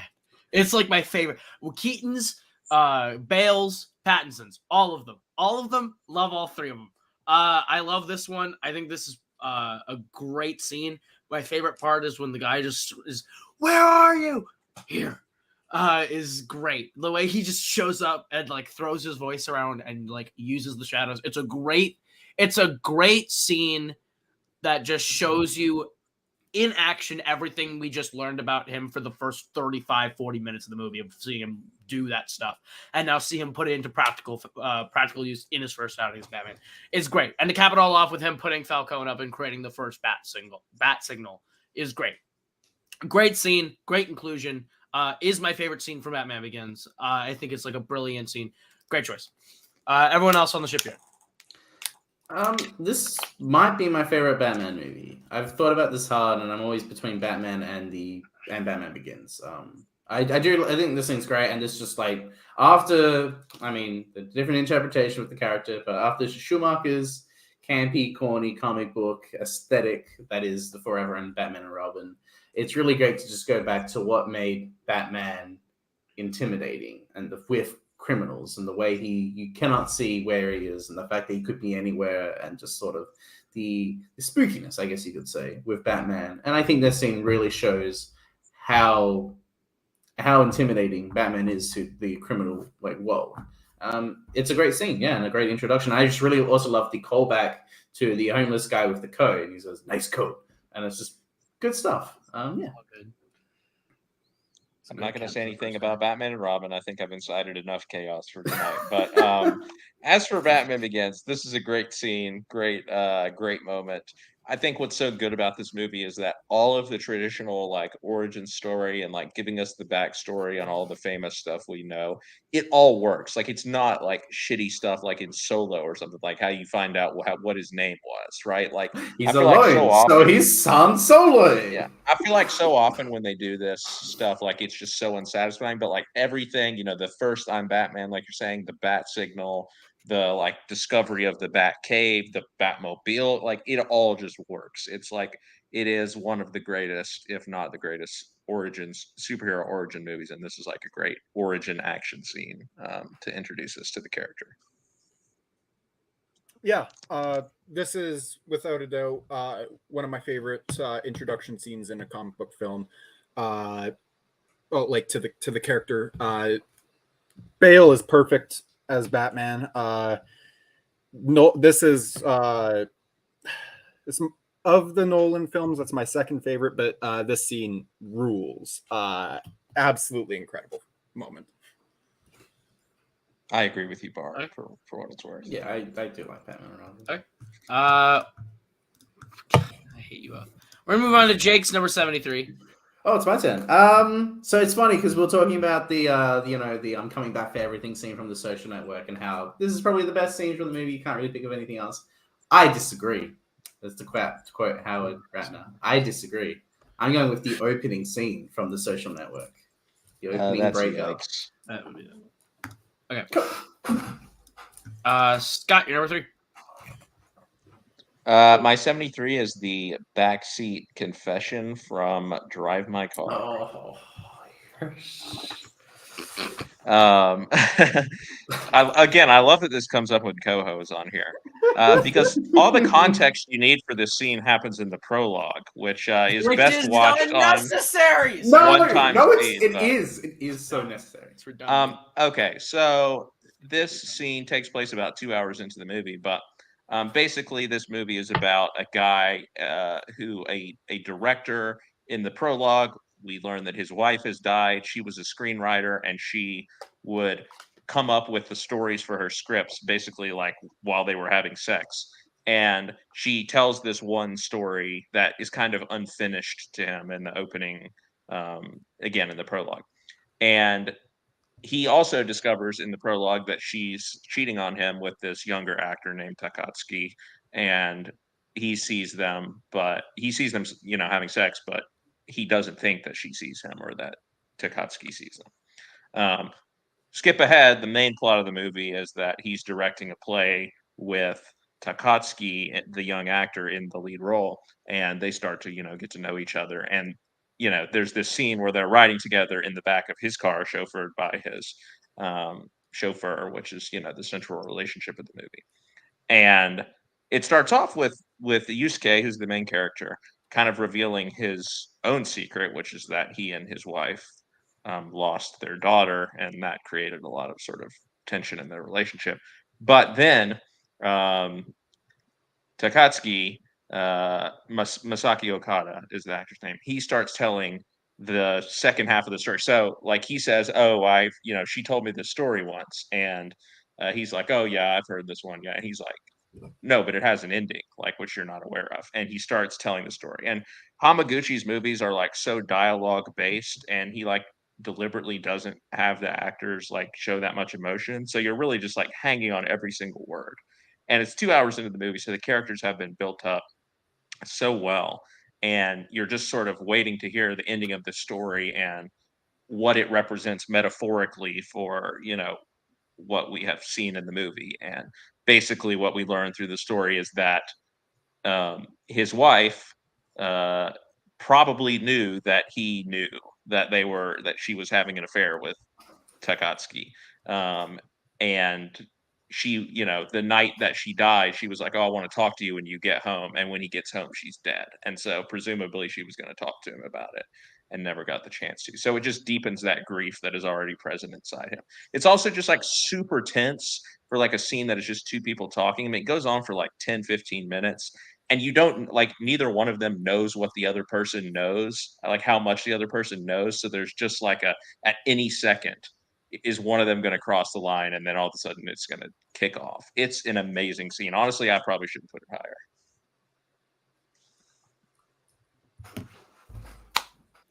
I was laughing, not because of anything to do with the movie, but to do with my favorite Letterboxd review of all time. Alex Martinez Coronado. And if you've never seen his review of Drive My Car on Letterboxd, go look it up. It's great. Anyway, I don't fucking like Drive My Car. This movie's so long. I don't get it. I don't like it. It's just, the prologue is redundant, and I'll go to my grave screaming it. It's redundant. It's pointless. You could have cut 40 minutes off of this 3-hour snooze fest. You would have also had to cut that this you're scene, talking man. about fulfills the purpose. I don't need to see it for 40 minutes before we get into the rest of the movie. I don't need it. So, bad scene, bad choice. You lose. You get nothing. Good day, sir. The rest of you, Drive My Car. Roger Ebert once said that no good movie is too long, and I would imply that with the movie Drive My Car. This is the best scene in the movie. A recent trend I absolutely love is when the title drops more than 30 minutes into the movie. The fact that the title drops 40 minutes, the whole opening prologue, you see the relationship between the guy and his wife, and then Drive My Car and the opening credits. Incredible. Then the scene which Scott explains is just perfect and brings up the whole idea behind grief and moving on and finding other relationships after sort of a tragedy like that. But I also just really love the simplicity of the camera work. The fact that it's just this close up on the guy as he's explaining it almost directly to camera, like you are the main character hearing this story. And finally, because you are with him in the sense that you know how the story starts, you're finding out how it ends and how it sort of connects with his wife. And just, this is the great scene. I remember watching in the theater going, I had my jaw dropped and I just had my mouth open like, wow, this is like such a powerful scene. One of the best scenes. It's just great. This is a great scene. And if I felt more strongly about Drive My Car, I definitely think I would have included it. I've only seen the movie once. It is a great movie, and it is 3 hours long. It's just one of those where you just need to put time to be able to watch the movie. But I'm gonna try and watch it, rewatch it at some point. But it is like such a great scene. This is add this to the list of movies I shouldn't seen in the theater with someone else. But no, this scene is perfect. This is the best scene of the film for me. You need to hire someone to tell you not to bring your sister to movies, just so you know. This one I saw with Cam. Cam. Okay. Yeah, but still, a little awkward at points. But here's the thing. I was not sure how I felt about this movie when I first saw it. And the more I think about this movie, the more I like it and the more I want to rewatch it. But this scene had me the entire time. It's like a 10, 15 minute long scene where you're just basically in the backseat of this car with these two guys. And it had my attention the entire time. What's his? I can't think of the actor's name right now. Hitoshi Nishijima. Thank you. Nishijima is incredible in this scene, but I so badly want to rewatch it. Good pick, Scott. I watched it. It was fine. I haven't thought about this film since then. I watched it on normal speed. I didn't watch like the first 45 minutes, but then it didn't hit as hard for me as other people. But I don't understand cinema as much as the complex people in the community. So I'm still working on that. But you're honest about it, and we love that about you, Cody. Shut your fucking mouth. You know what? I feel better every day. I feel better every day that the movies that you guys put in such high regard, Jack also puts in high regard. So that means I'm closer to right than you guys will ever be. So I'm in a good stance. Good stance. All right. I think you've yiked him more than anyone. But. Jack Raya Pinchuk, you're 72. He's yiked me, but yeah. All right. My 72, one of my favorite endings in horror. It's the final scene from The Witch. Yeah. this scene, like there's a lot of there's a fair few movies that I like that make my skin crawl, and that's a little concerning to me. But this is one of them, and the final scene is masterful. Not a word spoken for this scene. Anya Taylor-Joy is doing so much in this moment. From the throughout the film, you see her journey from when she and her family are basically exiled from their village, and they try to make a new life for themselves, and all of the things that happen to her and her family, and how their faith is tested. It's horrifying at points, and this scene is one of the most just can't look away brilliant endings, where I watched the film and I'm like, there's no other way I could see this film ending. I think Eggers got it perfect here. Anya Taylor-Joy is incredible, and that final shot is haunting. Brilliant scene. Boy, I'll tell you what, this is not a Koho movie whatsoever. This is not a movie I enjoyed. I don't care for Robert Eggers. I kind of like, or is it Robert? I don't fucking care. I don't care. Lighthouse, not my movie. The Witch, not my movie. The Northman, yeah, that was good. But fucking, I don't care about goats. I don't care about the old timey people. I don't give a shit. I don't give a shit about Anya Taylor-Joy watching a bunch of people get fucked by a goat. I don't care. Isn't Pirates of the Caribbean old timey people? I don't care.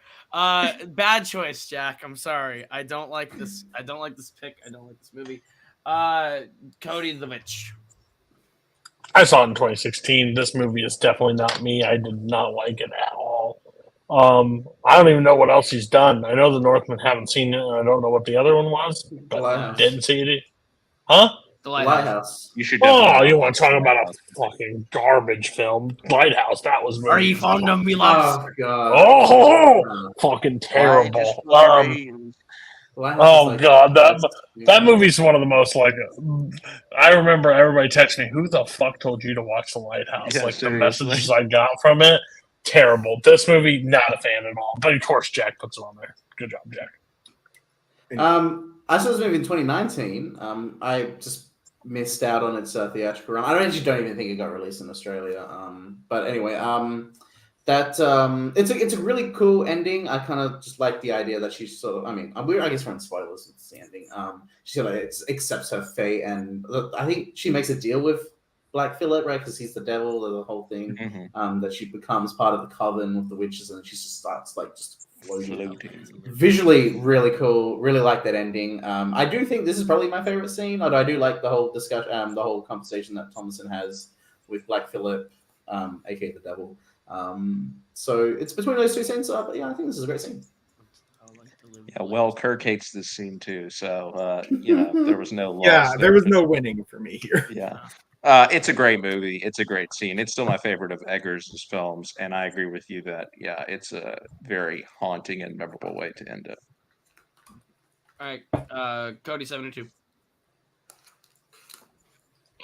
When you talk about complex films, you talk about The Witch, you talk about The Lighthouse, you talk about all these films that are so hard to understand. I think there's not like a movie that's more complex or hard to understand than 1986's Christmas Vacation and The Christmas Rant. Yes. At the end of the movie. This movie is one of those movies that just instantly brings me joy around the holiday season. There's very few movies that bring me joy. I'm a miserable human being most days. But this one is definitely one of them, and it's Clark Griswold. And the more I become because I've become a dad and stuff, like there's different things of Clark that I just fully understand and fully get a little bit more. And how he's going through this entire thing and like planning something for his family, and he's dead set on this bonus that he's going to get at the end of the year that he always gets, so there's no concern whatsoever about it. And he opens it up, and he's sitting there. The whole family is like, "Oh, the pool's going to be great, guys! Like this is," and everybody's like so excited to see how much he's going to get. And he opens it, and he's like, "The Jelly of the Month Club," and of course, like Randy Quaid, butts in and goes, "That's the gift that keeps on giving, keeps on giving all year round." And then he's like, he loses and starts like getting angry, and they're just like walking around. He goes, "You know what? If you're still thinking about a gift that you can give me this holiday season, if you just, your last minute shopping," and he goes on the most epic rant ever. I cannot do it justice, so I'm not going to quote the whole thing, but calls him a lying, low life piece of garbage, filth human, blah blah blah. Just he starts mumbling near the end of it. He's like, "Holy shit, hallelujah! Where's the Tylenol?" It's like the most like dad rant that you've ever seen in your life, and it just is. It's something I've heard for I don't know, like 20 plus years now, and it's still every time I hear it, I laugh so hard at it, and it's Christmas, so it's Christmas. There's no better way to do it. So, so I had to go with it. It's not popular for everybody, but it's definitely my choice. So yeah. So I don't think I've actually ever watched Christmas Vacation. I've seen this rant. It's great. I've never actually seen the movie. So this is one that I've been meaning to get around to one of these Christmases, maybe this year. But I do like this rant. I don't like Chevy Chase as an actor or a person very much, but I think he is quite good in this. So I'll give him that credit. Anyone else? Christmas Vacation, the rant. I unfortunately have never seen Christmas Vacation. I hope to rectify that this December. This is my. It will be a double feature with Mike. It will be on the double feature. I might be fun on that. This is my favorite holiday movie. One of my favorite comedies, honestly. I absolutely love it. This scene is great. I think I might have picked like the first scene where Eddie appears, where they're all outside the house, just because I love that one too. Eddie. It's so great. But I mean, yeah, this is iconic. Yeah, this scene is incredible. I watch this movie with my family every Christmas. It's you can't not watch this movie during Christmas. In my family, it's a tradition that we will never break. But I've got an uncle who it basically is cousin Eddie. Like he could just he could replace the person in this. I'm blanking on actor's name right now, but Randy I'm just tired. Yeah, he could stand in for Randy Quaid, and I'm just like, yeah, no, that's cousin Eddie. But I won't say who that uncle is, just in case they get mad at me. But whatever. I'll see you at Christmas. And no, perfect moment. It was on an early draft of my list, but it's not on there anymore. So yeah, no. Good pick. Fair enough. All right, Jake, 72. Oh boy. All right. Okay. So I am a big fan of Jason Statham's Crank films. I think they are action masterpieces, and we should respect how zany and over the top and just goofy fun they are. Thank God. I'm picking a scene from Crank to High Vol. Yay, he's back. Go, stay out here. Where'd you go? Do I have to? Oh, Godzilla. Do I have to? You've come this far. That's fair enough. I'll be right back. All right. I'm picking the scene that completely takes a complete shift in the action, in just what you would expect from Crank High Voltage. At this point, he's chasing a guy who has his heart. He has a mechanical heart. He needs electricity to keep himself alive.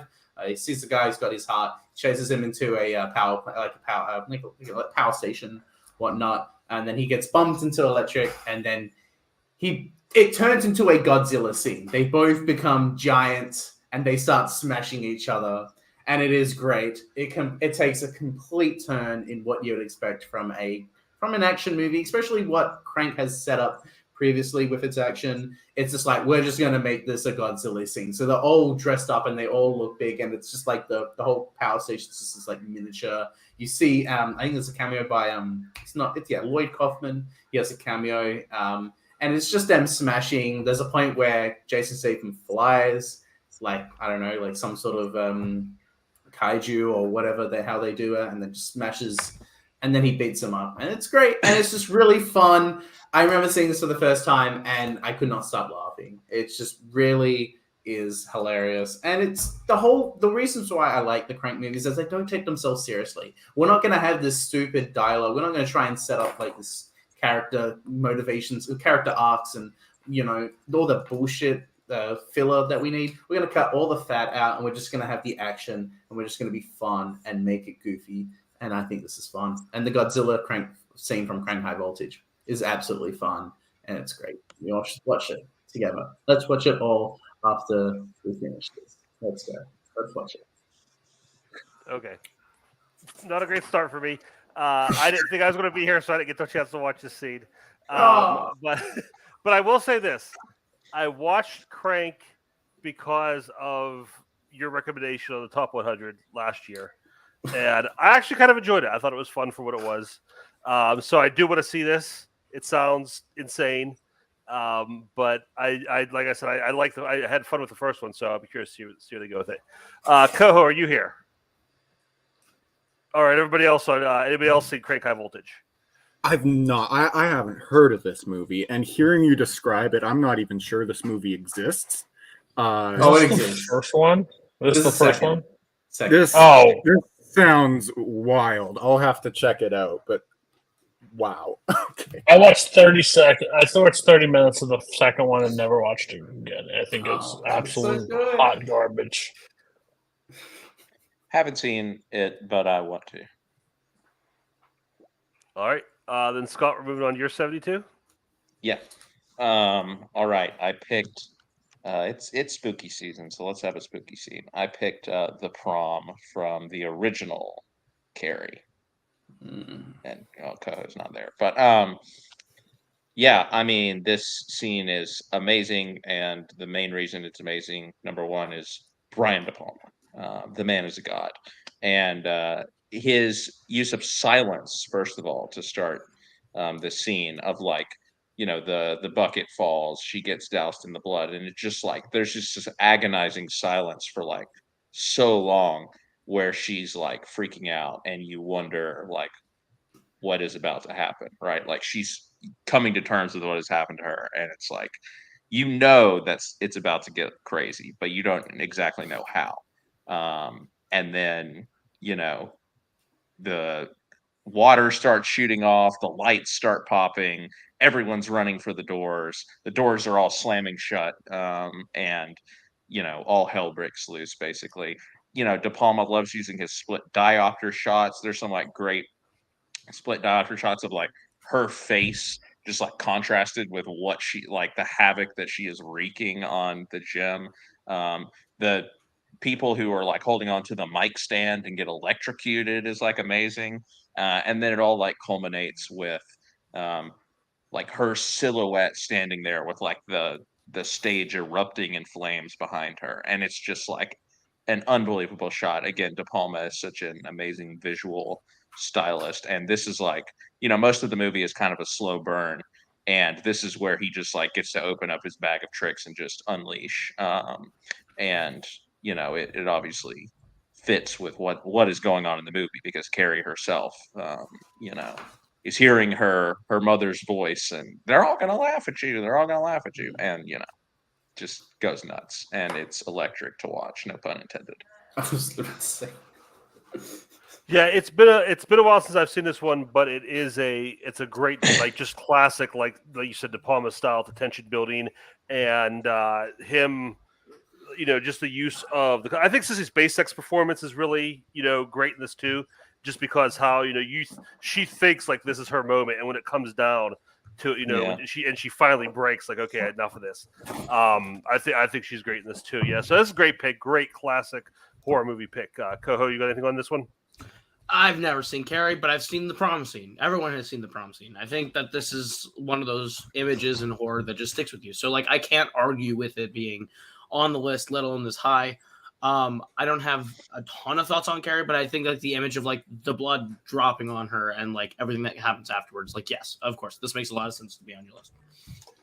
All right, everybody else on Carrie prom scene. Haven't seen the movie, seen the scene. Good pick. Same with Jack. I've seen the scene. I've never seen the movie. Whoa. I think the movie is. Oh, I'm sorry. Good. Just show up and don't. Like, you leave us with this Undertaker up there that hasn't watched any scene and is miserable all night, and then you come back and cut me off. Okay, anyways, great pick, absolute great pick. I think this movie is like, again, 70s horror is probably the best like decade for horror. I like of the ones I don't watch a ton of horror, but like it feels so real. It feels almost like a like everything feels real, like how they shoot it in the 70s. And this is one of those movies that I just feel like her performance in that prom scene, everything about it, it gets talked about to this day because of how like iconic it is. But like even within the context of the movie, it's so freaky.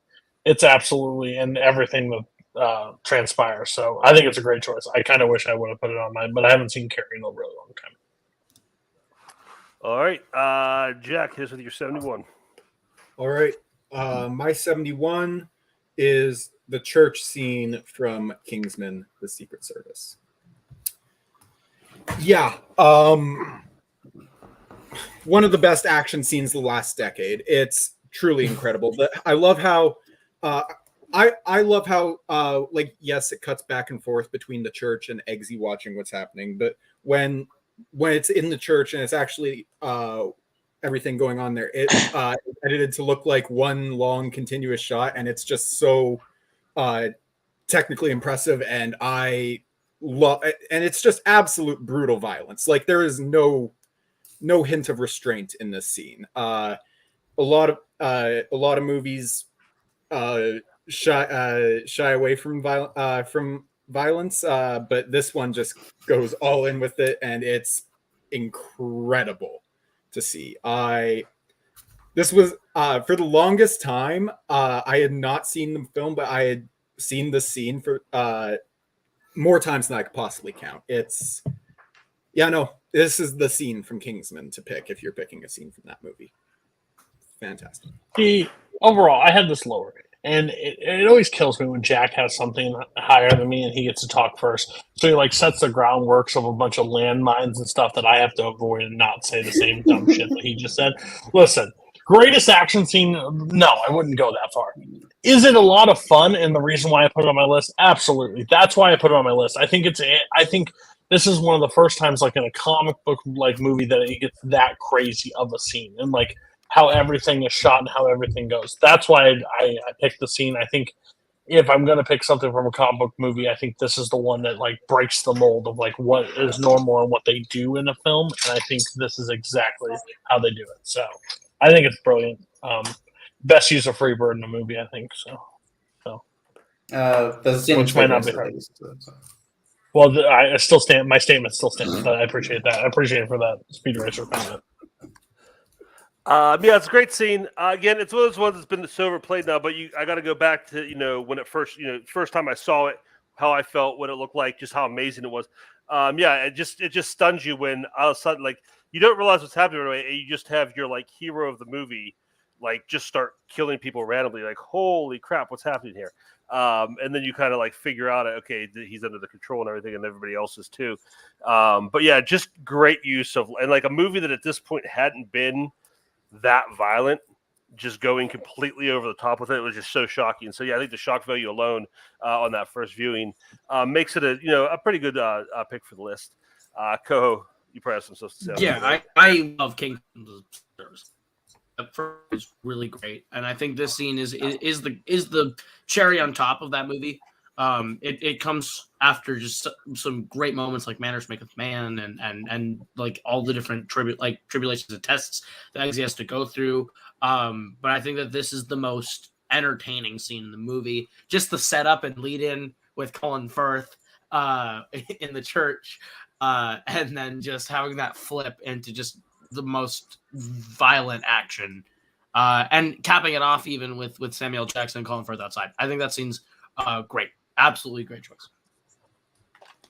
All right, everybody else, Scott and Jake were the only two that have this. Haven't seen it. The same reason why Jack and Cody has this on their top 100 is the same reason why I have the skydiving shootout and the Godzilla scene. Fair enough. So yeah, that's all I have to say. Sure. All right, that takes us to Cody's number 71. By the way, I watched that shootout scene. That was so stupid. None of this stuff makes sense, but whatever. So my 71 is from a movie that a lot of scenes get talked about, but I think when it boils down to it, this is probably my favorite scene from the movie. Because it blends the brutalness, but the comedy, and it's from Django Unchained. It's Get the Marshal. So it's basically after he gets Django and they ride into town and he goes into the bar and the guy goes, he can't be in here, and then runs out. And the sheriff comes in and I think it's the sheriff first. Yeah, the sheriff comes in and then he goes, well, why'd you call a ruckus in my town? Blah, blah, blah. And then just shoots him dead. Everybody scurs and go, now you can go get the marshal. Because there's a scene where who do you want? It's get the sheriff. And then he kills him dead right in the middle of the street. Now you can go get the marshal. And everybody runs and they start doing it. The marshal walks down the street and he's get these things and god damn it, get him out of the street. It's one of the scenes. And then this is when he's in the bar and he's hey, I just want to let you know that when I come down, I've put down all weapons. When I've come out, I do not want to be shot down like a dog in the street. He's so you did our sheriff? Precisely. Just like your sheriff, I do not want to be shot down like a dead in the street. And he goes out and explains why he killed the man, and he's been an infiltrator, and he did it for the sake of it, blah blah blah.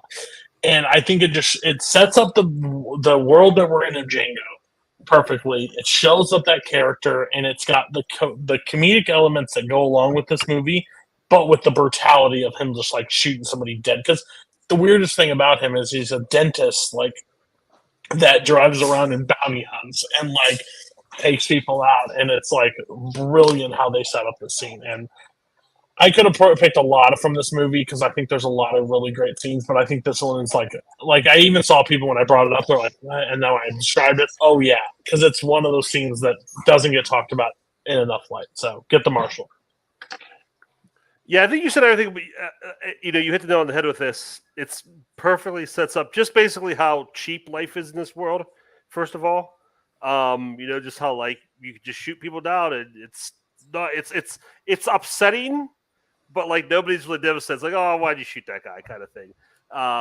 And like I said, it hits that the humor on it too, just that tone of it's kind of funny that you shot him. So no, I think it is a great scene. I don't know if this is the scene I would pick from this movie, but I think, like you said, it's a great scene to set up, and it's just a great, like I said, sets the tone so well. So I think it's a pretty solid pick. Yes. Just real quick, there's a scene from this movie, and it could be brought up, but I don't think we need to talk about at length that he cut his hand again. I'm just saying that on the stage. I think there's a scene, and I think there's other scenes. But, I don't need another moment of talking about the real blood. So that's why I didn't pick it. That's fair. Koho, what do you got on this one? I think this is the best scene in Django Unchained. I love this scene. This is very high on my own personal scenes list. I think that it's that thing where I totally understand how Waltz was nominated and won the Oscar. And, it's for scenes like this. He just is so good at just, when they first get there, he's I get the sheriff, not the marshal. Remember the sheriff? And just like Cody's saying, comes on. You promise not to shoot me down like a dog in the street. Is just great all the way through. The way that Django just has no idea what's gonna happen in the scene and what they're doing, and he just has to kind of trust Schultz. And I think it's the best sort of there's a lot of great moments that Schultz gets throughout the movie. But I think that this is the scene that I think best defines that character and that performance. It's the funniest bit they have. You could have honestly picked Big Daddy's plantation scene also, because I think that is also like a really great moment, but for the other side of that coin with Django. But I think that I love Dr. King Schultz as a character. I love how Tarantino writes him. I think this is his best scene. Absolutely great choice. You could have even had this higher on your list personally. All right, everybody else on this one. I honestly think you could have like 5 or 6 scenes from Django Unchained, like when he kills the brothers or the shootout at Candyland. There's many great scenes, and I'm kind of upset that I didn't have this or any of the scenes from Django, to be honest.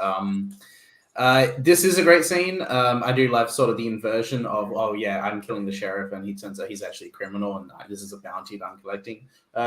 Really good stuff. I just love the little moment where after he kills the sheriff, you see like, I think, it's a woman who faints after he's killed him. It's just like, just really good moments like that where I'm just like, yeah, this is nice. Yeah, I'm even partial to like the montage set to I Got a Name of them just like, collecting on a bunch of bounties and like making their name basically. But yeah, this is a great pick. It plays perfectly to like the drollness of Christoph Waltz and just like the punchline of him coming into the town, like bring a black man into the bar, killing the sheriff, and then at the end, like he has the audacity to be like, "Oh, you owe me, $200 or whatever it is." Like it's a great punchline at the end of all of it. Yeah, no, this is a great scene. I don't know. There's so many scenes that you could pick from this movie. Jake mentioned a couple of them. Also, the dinner and the scene with the KKK is really darkly comedic, but it's nobody bought an extra bag. It never fails to make. That was my second choice. It's like this movie's so good, but when it comes down to it, you can't go wrong with this scene. So good pick, Cody. Thanks, Jack. Jake, give us your 71. Let me see. Oh yeah, 71. All right. So we're talking about action and great action scenes. I'm picking one from the early 2000s. This is very different. This is not like the Godzilla scene from Crank. This is not like the skydiving shit. This is actually like legitimately one of the best action scenes ever. I'm talking about the I guess we could say the one take corridor hallway fight scene from Old Boy, 2003. Not the terrible one. This is amazing in its execution. The simplicity of the camera movement, it's like a beat 'em up in a video game where the camera is just following the main character as he beats like 10, 15 people. And it's not done in like an expendable sort of, he's just the baddest motherfucker and can just beat everyone up. No, he struggles. He has a hammer. He lifts the hammer. It turns into a knife. He then punches. It's just, and you see him throughout the sequence and he's losing his breath and he's just getting ready. And the fact that they can only go like 1 or 2 at a time, like it's not like it's 15 people. They can all just surround him. But because it's a corridor, you can't get everyone just to demolish him. So it makes sense in the movie for it to be just one person versus 2 people at the time or 3 people at a time. And just the way the choreography, it never feels staged or like over choreographed. You understand that it's just like the way they're able to punch and the way they're able to fight. It just feels real. The scene goes for like 4 or 5 minutes, and like slowly as it goes, like he starts to get more exhausted. Just a really well executed scene, and the fact that I really love one take scenes. Like I really love that sort of stuff. It's one of my favorite like just movie sort of things when I watch movies. And just the whole way it's choreographed and executed is honestly flawless, and it is talked about a lot, and I'm sure it will be continued to talk about after today. But I do think it's just a fantastic, fantastic action scene. All right, Jake. Now you're getting somewhere. I know. Yes. I've been giving you a hard time for deservedly so for the past couple weeks. But okay, now bring me more like this, and you'll start to redeem yourself. I know this is a great fight scene. This is fantastic. Like you said, I'm a sucker for one takes too. That's the thing with me. One takes, long takes, however you want to say it. But and yeah, just the fact that it's not like a super choreographed, like pretty looking fun fight. Like it is sloppy and it is messy. And I just love how they're he's swinging that hammer on it and they're coming at him and they're all getting just hit and like they're reacting like they're really getting hit with a hammer. It's not like they're going down or like they're toughing it off. Like it's like, ow, I got hit with a hammer.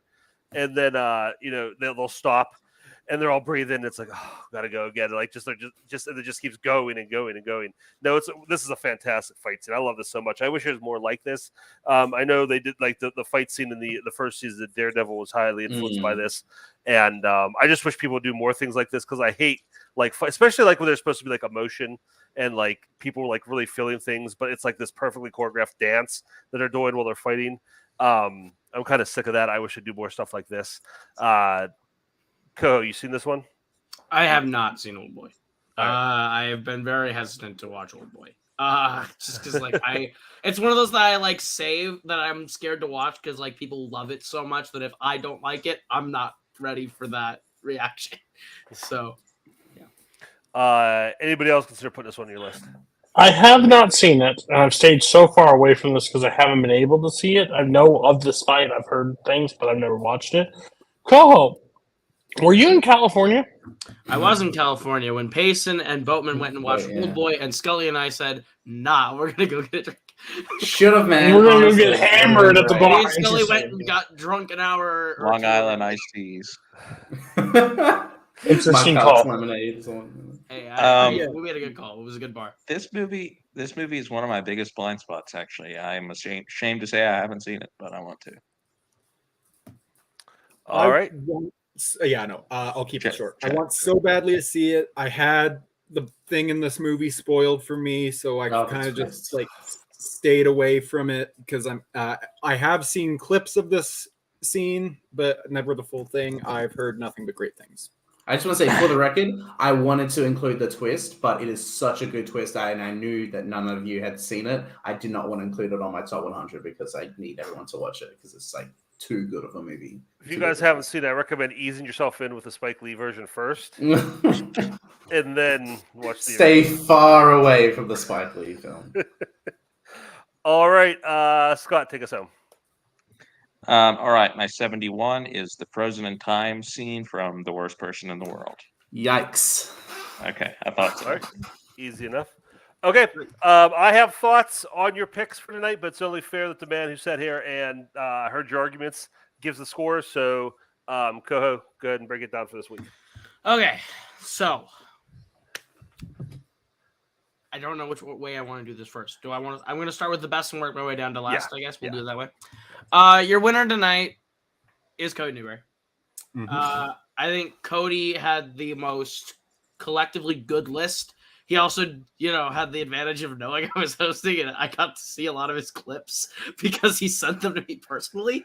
So, I saw the Braveheart clip. I saw the Color Purple clip. The only one I hadn't seen on your list was Black Mass. And I think all of the scenes that you have here are, at the very least, quite good. Can't really complain about those. Second place is going to be Jack Pinchuk. Same as always. I think that's what it's going to be. I think Jack's list is pretty collectively strong. Even the stuff you didn't get to talk about tonight, I won't be back. So I could just say things like Pirates, things like the Green Mile and Spider-Verse and Phantom Menace I loved. The only thing you had that I didn't love was The Witch. I don't love The Hurt Locker, but I can see how someone would. Third place is Scott Harvey. Your Frozen in Time scene, I love. I also really like the ending to Uncut Gems. Pirate, you had Jack's intro from The Curse of Black Pearl, so instantly you weren't coming last. The Rogue Nation Underwater Dive, Days of Confused. A lot of good picks, just not a lot of ones that I would necessarily say I love.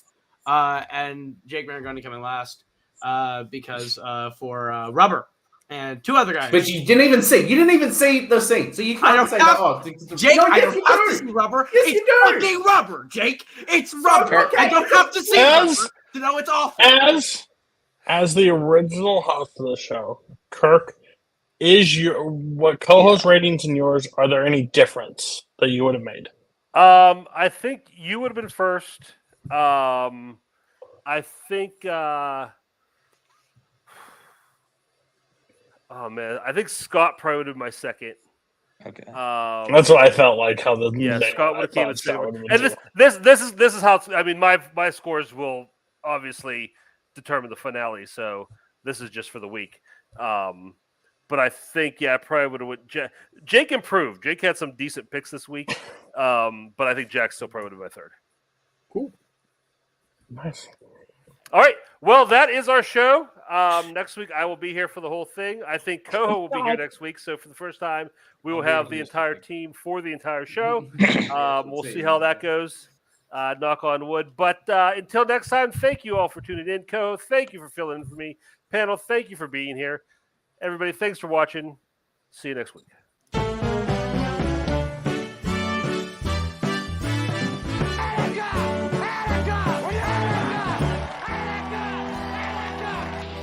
Going to intimidate me. I'm entitled to my opinion. Drunk, get angry. Come on, break the lousy cup. Ow! I hurt my arm. Bob, and I'd expect everybody to do everything. I'm going there soon, you know. Is that so? Where are you going? Uruguay. Well, you go Uruguay and I'll go